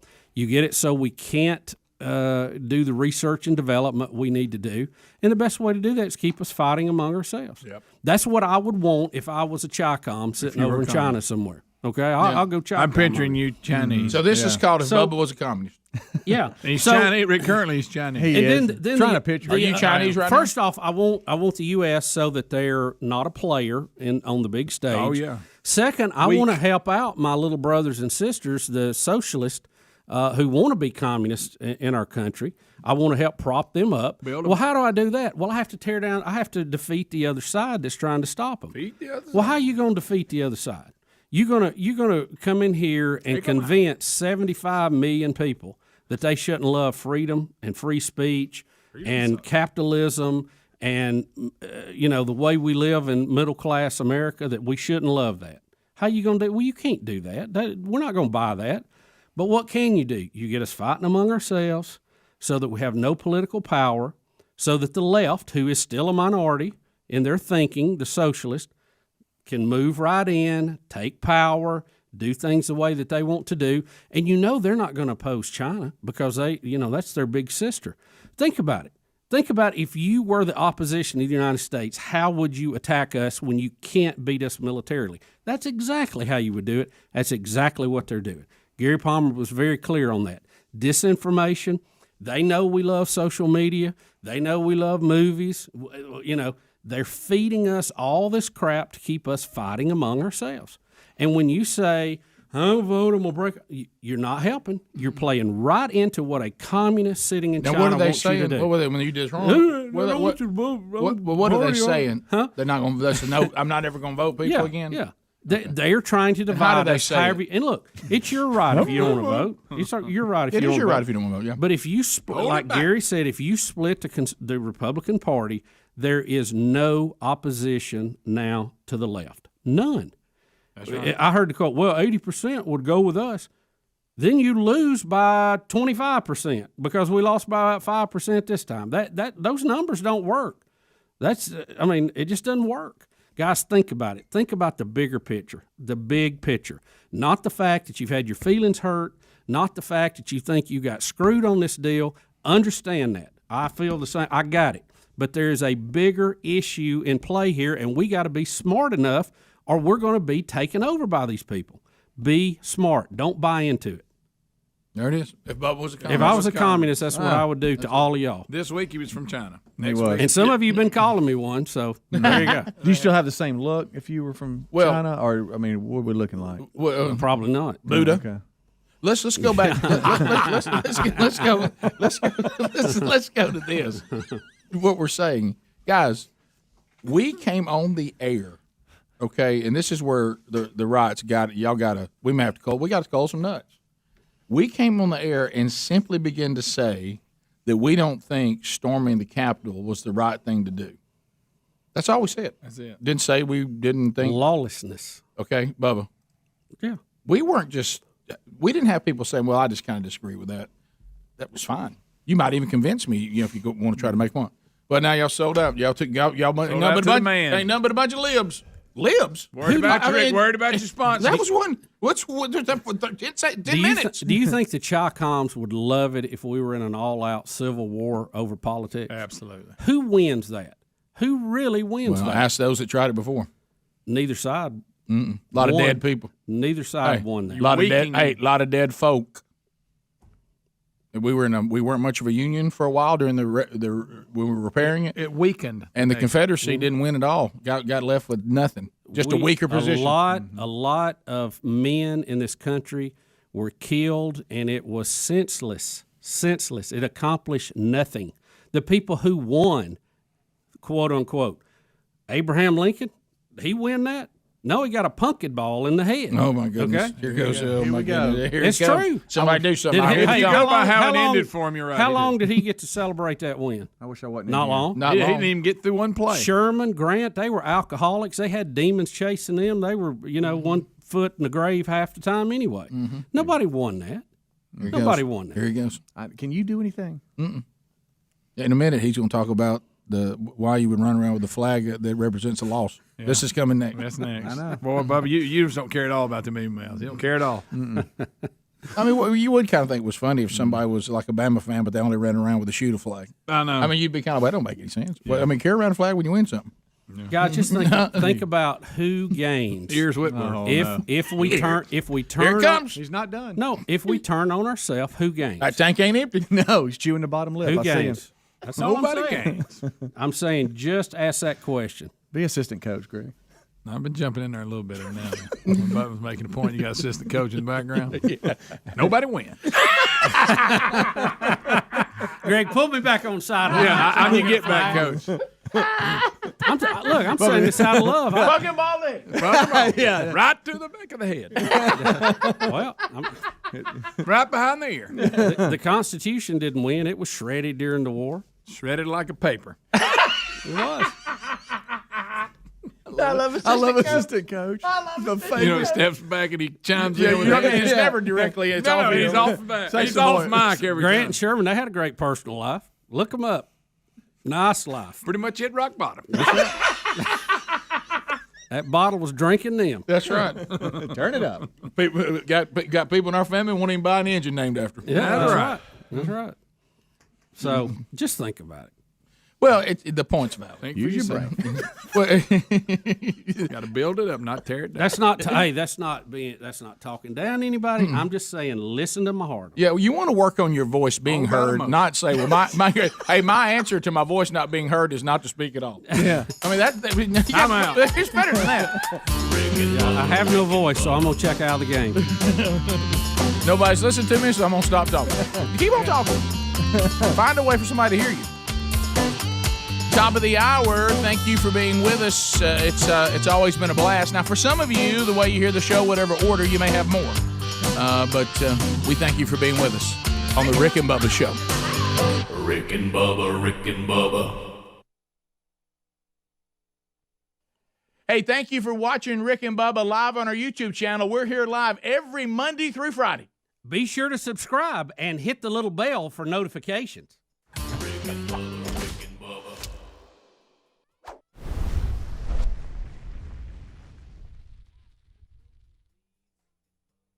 Ooh, it brings me to my knees.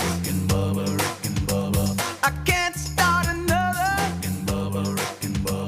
day without him, brother. Ooh, there is no other waking on their blubber.